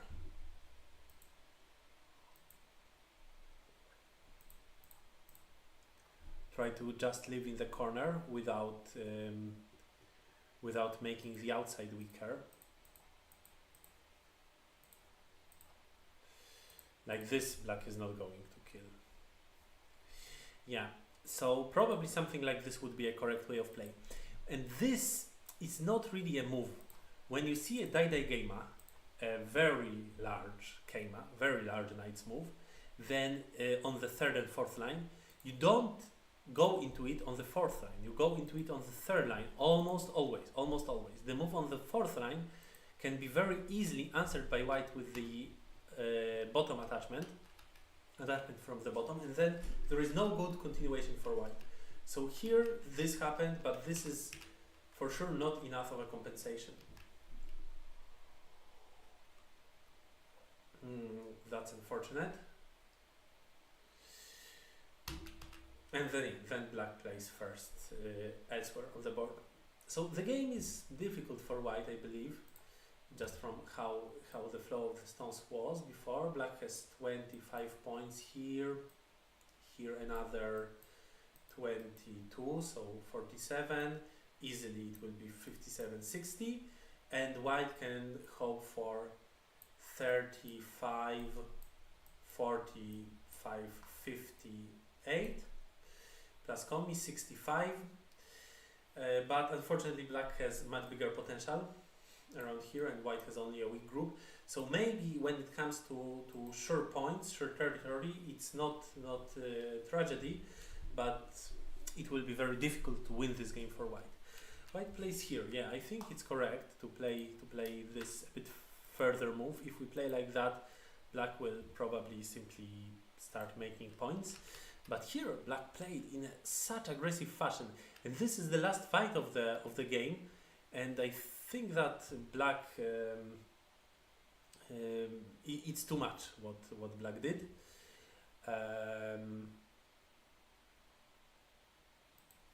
What if white extends? Does black play from this side, letting white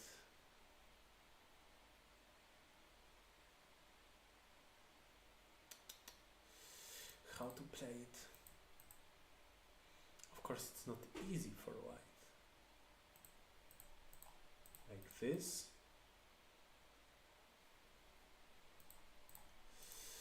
Not enough for white, though we gain something. We gain a thickness, but maybe it's not enough to win the game. Anyway, like this we fight somehow. And if black plays around there, then black risks even more for sure. Can this fight be good for black? Well, it can. Powerful play by black, quite unexpected way of playing. Alright, maybe there is indeed a weakness in white's shape, and if it is the case, white should attach. If black plays here, white takes a profit somewhere else and will later aim at destroying black's influence. And if black answers, then there is no weakness anymore, because we can simply play like this and that.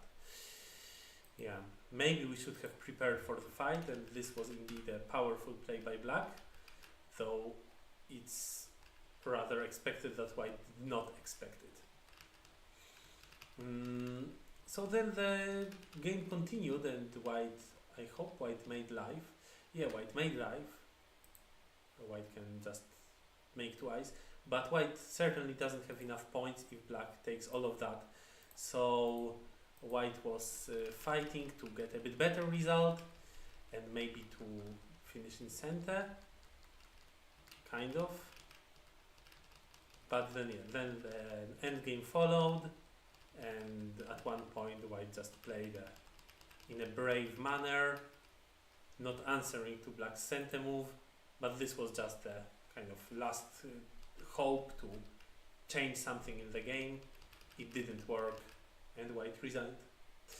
Yeah, so that's all about this game. White fought well, and in fact, this outrageous cut of black,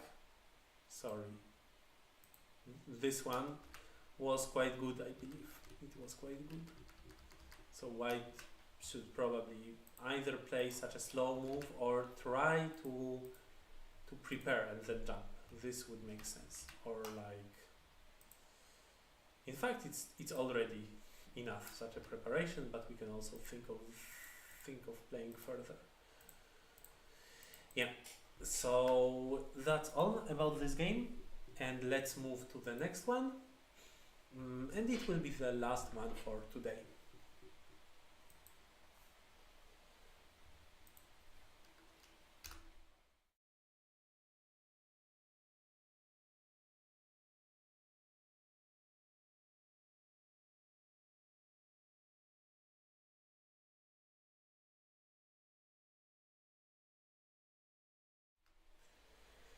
Wracamy do języka polskiego. Ostatnia gra na dzisiaj, grupa C. W tej partii Sasza grał czarnymi, a Przemek grał białymi. No i na zakończenie dzisiejszego streama mamy wreszcie pełnowartościową grę. Myślę, że najciekawsza z dzisiejszych gier, chociaż też gra Czarka i Nila była bardzo ciekawa, ale trochę jednostronna, a ta była nie tak jednostronna.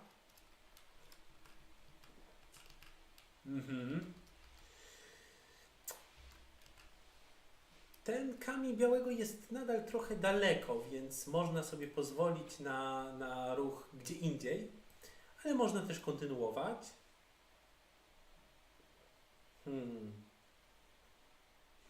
Tylko jak tu zagrać? Jak tu, to białe tu.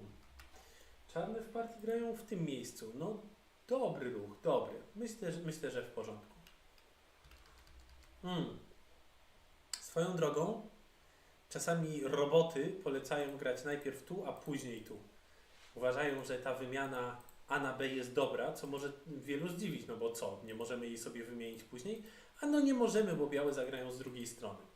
Taka logika, ale no nie wiem, czy to dużo zmienia? No, w sumie trudno cokolwiek mądrego powiedzieć. Ta wymiana to zła. Nie należy robić takich wymian.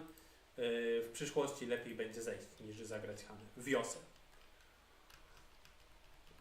Tutaj Joseki.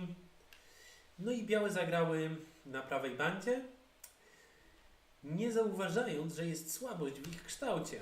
No i dobrze czarne tutaj wlazły w tę słabość. Możliwe, że lepiej białe by zrobiły, gdyby zagrały tu, bo białe trochę nie zdały sobie sprawy z tego, że czarny się przygotował z jednej strony i przygotował się z drugiej strony i teraz wejście pomiędzy kamienie białego będzie naprawdę nie tak trudne. No więc czarne wchodzą.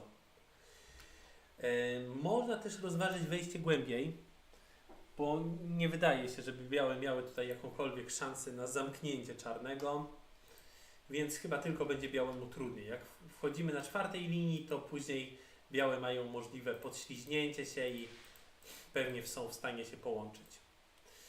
No ale póki co białe nie chcą się tak spłaszczać na drugą linię i wyskakują, a tutaj nagle już nie będzie okazji, bo czarne zdążyły kopnąć. Bardzo słusznie. Ale białe też zyskują coś w zamian. Te kamienie w centrum mają dużą wartość. No więc pytanie, czy czarne mogą tak wykorzystać ten atak na grupę białego. I ten ruch... Dobry ruch, dobry, ale... białe tak zagrały. Wydawało mi się, że to jest większe. Jak czarne tutaj zagrają coś od zewnątrz, no przeżyjemy na pewno. No i to jest dużo punktów ten kamień w narożniku. Więc ja myślałem, żeby od razu tu zagrać czarnymi. No ale nie jestem pewien, bo wtedy nadal my jesteśmy trochę słabi. Ale jak tutaj białe mają kontynuować? Tu, to tu. Gdzie? Tu? Trochę to wygląda ryzykownie dla białego. Ta grupa nie jest taka bezpieczna. Więc może lepiej było zagrać tutaj, ale trudno stwierdzić. W partii mamy zamknięcie, później punkty i białe kończą w gotę. Niepotrzebnie kończą w gotę. Moim zdaniem niepotrzebnie. No jednak jest to, ma to jakąś wartość łączenie się tam, ale no nie zostaniemy zabici przecież. Więc może lepiej tu coś zagrać. Jak czarne tu, to my tu i żyjemy bez problemu. Natomiast jak czarne tu, no to wtedy może jesteśmy zmuszeni do zagrania w tym miejscu. Czy tych 5 kamieni jest takie duże? 10 punktów, może 13. 13 punktów to wiecie, bardzo mało. Zazwyczaj ruch jest wart tak z 26 punktów od początku gry. Tylko tutaj jest jeszcze taka wartość dodana, jeśli czarne zaczynają odtąd, że jeżeli białe się tu łączą, to w kształcie czarnego pozostaje słabość, więc oczywiście to 13 punktów to jest tylko jeśli chodzi o punkty, a jeszcze jest wartość strategiczna. Więc no może duży ruch, ale nie jestem pewien. Czarne zresztą zagrały tutaj i białe się połączyły. Ja bym się nie łączył, chyba bym się nie łączył. A jeśli bym się łączył, to bym się połączył w ten sposób, no bo co? Przecież tutaj nie będzie żadnej, to, że czarne będą mogły dostać ten ruch w sentę albo ten ruch w sentę, ale co ma większą wartość? Ruch w 6 czy ruch w 1? No mi się wydaje, że ruch w 1 jest bardziej wartościowy, bo tworzy kontynuację w postaci Hane, więc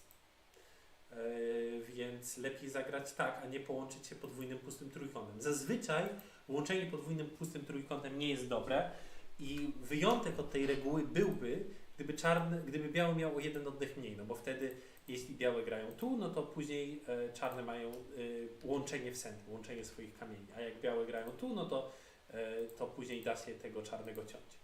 Tutaj ten wyjątek nie zachodzi, więc ja bym się nie łączył podwójnym pustym trójkątem. Czarne kontynuują i to jest bardzo ciekawa rzecz, bo tak się grywa ogólnie. To, co czarne tutaj zagrały, to tak się grywa. Nie to, że trzeba, bo można zagrać na przykład po prostu tu.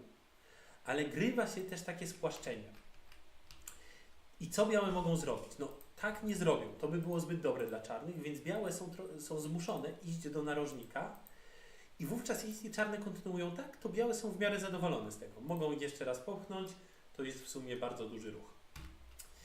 Więc żeby czarne nie pozwolić białemu na takie zajęcie częściowe narożnika, to próbują podwójnego Hany, mając nadzieję, że białe się przestraszą i czarne sobie zabezpieczą narożnik. To jest wtedy dobry rezultat dla czarnych, ale białe mogą po pierwsze póki co zagrać co innego, nie muszą się póki co łączyć, a po drugie bardzo często lepiej jest pójść na wymianę, wziąć kamień w narożniku, wziąć cały narożnik. No i co teraz? To jest takie joseki gry środkowej, tylko że na tej planszy ono mi się podoba dla białych, dlatego że ta grupa jest bezpieczna. Więc to, że czarny się przeszedł środkiem, to moim zdaniem nie jest duży problem dla białego, a czarny stracił cały narożnik i to biały tam sobie zdobył dobrych kilka punktów. Także nie podoba mi się to dla czarnych i w związku z tym na miejscu czarnych w ogóle bym tak nie grał, tylko grałbym tutaj. No dobra. W grze mamy to joseki gry środkowej. Bardzo ciekawa wymiana, furikawari. Czarne pchają, to ma sens. Wzięły ten kamień. To trochę małe. To małe. Białe, nawet jeśli odpowiedzą tutaj, to już ma większą wartość niż to, że czarne tam sobie wzięły. Chyba. Chociaż może nie, dlatego że ta grupa z drugiej strony jest i tak bezpieczna. W każdym razie lepiej jest zagrać coś na górze. Rozszerzyć się od naszej ścianki, biorąc punkty, biorąc wpływ potencjalne mojo na przyszłość. A jak czarne tutaj straciły sentę, to białe podchodzą. I to jest bardzo dobrze zagrany ruch, bo teraz nagle białe kładą wręcz presję na tę ścianę czarnych. Ta ściana jeszcze nie ma bazy na dobrą sprawę. Czarne nie chciały tak się poddać presji i po prostu tą grupą zacząć uciekać. Więc zamiast tego kontratakują. No ale to jest, może można powiedzieć, nawet trochę ryzykowne. Dobrze, tutaj się wzmacniają z tej strony czarne. To trochę grubymi nićmi szyta wymiana. Lepiej zagrać tutaj skok, dobry kształt. I jako następny ruch my będziemy zagrać tu, będziemy chcieli zagrać tu. No i to będzie naprawdę problematyczne dla czarnych, więc możliwe, że na ten ruch czarne odpowiedzą w jakiś taki sposób, a wówczas możemy się skupić na naszym drugim obiekcie ataku, czyli tamtej grupce. Czy to tak, czy... No nie, chyba tak. No i tak by było dobrze, a to grubymi nićmi szyte. Na miejscu czarnego grałbym w tym miejscu. Jak tutaj, to białe mogą zawsze zajść od drugiej strony. Białe skaczą, czarne łączą. To nie trzeba się koniecznie łączyć, to nie jest aż tak duże. Czy można sobie wyobrazić, że białe zagrają tutaj? No raczej nie. Dużo ważniejsze rzeczy się dzieją na zewnątrz. Więc lepiej póki co grać na zewnątrz i za parę ruchów czarne zobaczą, że wcale nie chcą się tu łączyć, bo to po prostu nie jest zbyt duże. Tak. No, czy tu się da zamknąć? No, może się da, ale nawet jeśli to nie jest taka tragedia.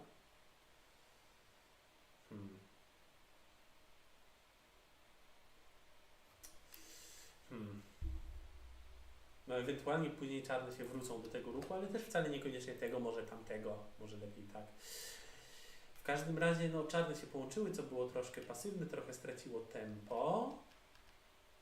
Te kamienie trzeba ratować na górze, tak.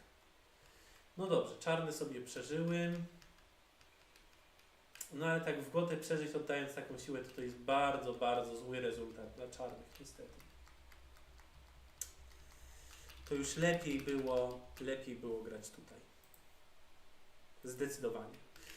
Albo się nie wydłużać tutaj ten jeszcze jeden raz, bo przecież to nie jest centy i oczywiście, że białe nie zagrają w tym miejscu. Tylko teraz jakoś białego od góry. I tak. To by miało sens dla czarnego. To by było całkiem niezłe, może lepsze niż tamta czapka, którą pokazywało najpierw. A tak, no to białe tu nieźle zagrało ostatecznie. No i przeżycie w gotę jest bardzo, bardzo bolesne. No tak, gra się zrobiła dobra dla białych. Tutaj nie ma co, lepiej się połączyć w tym miejscu. O co chodzi? Tutaj czarne nie mają żadnej silnej kontynuacji. Za to, że czarne uzyskują ten ruch w sentę, oczywiście najpierw przyciąwszy, no to jest bardzo dużo warte. Chociaż tak naprawdę to teraz czarne muszą przecież zagrać tu. A czarne w grze, czy tam białe powinny połączyć, tak? A czarne w grze schodzą. No to jak czarne schodzą, to białe mogą go wystrychnąć na dudka. Takim ruchem. No i tutaj czarne nic nie zyskują wówczas. Także to rzeczywiście czarne by były wystrychnięte. Ciekawe, co to znaczy wystrychnąć. No dobra. No to tak, to się obaj gracze trochę dali nabrać nawzajem na swoje triki. Lepiej dla białego tu skoczyć. Na Josę to jest poprawne zagranie. Ten ruch jest poprawny, kiedy chcemy zabierać oddechy przeciwnikowi w walce. Jeżeli jest Josę, to gramy tak i na przyszłość mamy taką kontynuację w sentę, która może nie zawsze działa, niestety, a niech to, kule biją. No tak, no i wtedy, no to wtedy na jedno wychodzi.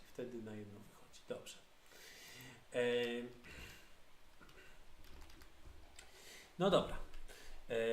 To jeszcze się upewnimy, jak tam ta gra teraz wygląda, no bo mówiłem, że dobrze dla białego, no bo widzimy, co biały tutaj uzyskał, no ale policzmy punkty, bo powoli wchodzimy w późną grę środkową i warto wiedzieć, czego od tej gry chcieć.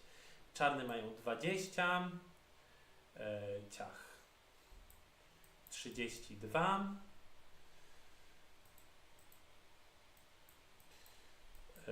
no 42, 53. Czarne mają 53 punkty, a białe mają 10. No powiedzmy, że tam z 18, 20, 5, 7, 27,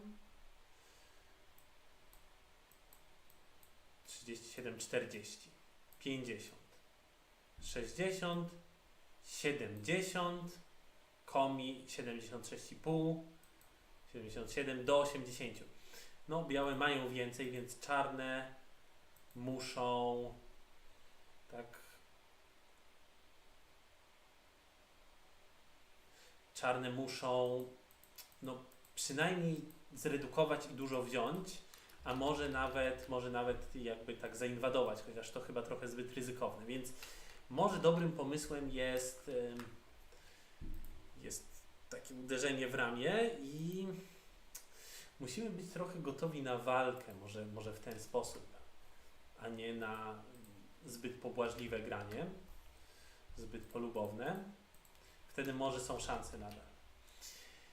Czarne póki co tutaj zagrały kombinację, która w sumie dobrze wyszła. Tutaj coś białe natrykały chyba.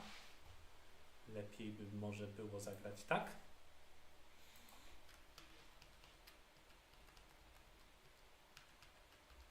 Ale to wszystko nie są zbyt duże rzeczy. O co tu się biją? Przecież dużo większy jest ruch w tym miejscu.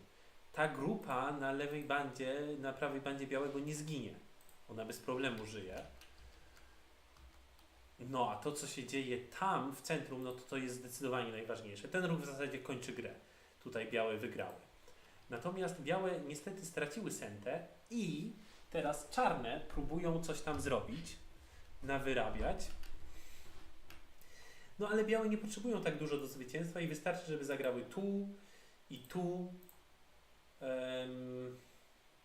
W sumie dobrze czarne uderzyły. Dobre to uderzenie, podoba mi się ten ruch, ale białe powinny nadal wygrywać, jeżeli tylko zagrają w jakiś taki sposób. W tego typu sposób. Natomiast białe poszły na wymianę, co jest nierozsądne, no bo nie trzeba się wymieniać, jeśli było dobrze, a tutaj bardzo możliwe, że tracimy więcej niż burzymy. Także taki wątpliwy wybór i teraz białe nadal próbują z tego zachować jak najwięcej, ale robią to takimi dość wątpliwymi ruchami. No i nie wiem, czy to dobrze wyszło dla białego. I teraz jeszcze zaczynają taką walkę. Tak grają białe, jakby było źle dla białych. No i może powoli się przez to robi źle. Tutaj będzie się dało odciąć te kamienie, to ponnuki białego. Także tutaj wszystko źle niestety zostało zagrane. Już lepiej tak by było grać. A tu jeszcze pozwoliliśmy czarnemu rozpocząć tego typu walkę. No i czarny ją rozpoczął i zagrał ją bardzo dobrze. Wprawdzie to jest też straszne ryzyko, no bo trudno tu stwierdzić, czy białe tu przeżyją, czy nie, ale czarnemu faktycznie się udało tę grupę zabić. No i zabójstwo to było zwycięstwo czarnych. Tak, tutaj białe musiały, bo tak to by było tak czy siak podwójne ko. Jeżeli białe by kontynuowały to ko, to czarne mogły zagrać tu. I to wygląda jak podwójne ko, chociaż czy na pewno... Ale tak naprawdę to białe mają po prostu za mało oddechów. Czarne nawet nie muszą grać ko. Od razu widać gołym okiem, że czarne wygrywają to Senai. Także tak. No dobrze, tutaj czarne zaatakowały białego.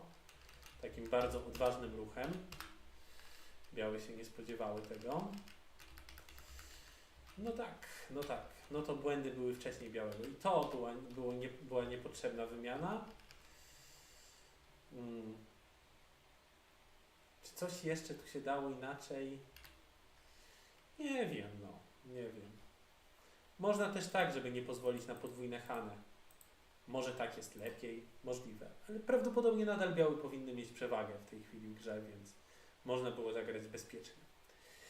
A tak to czarnemu się udało odwrócić tę partię.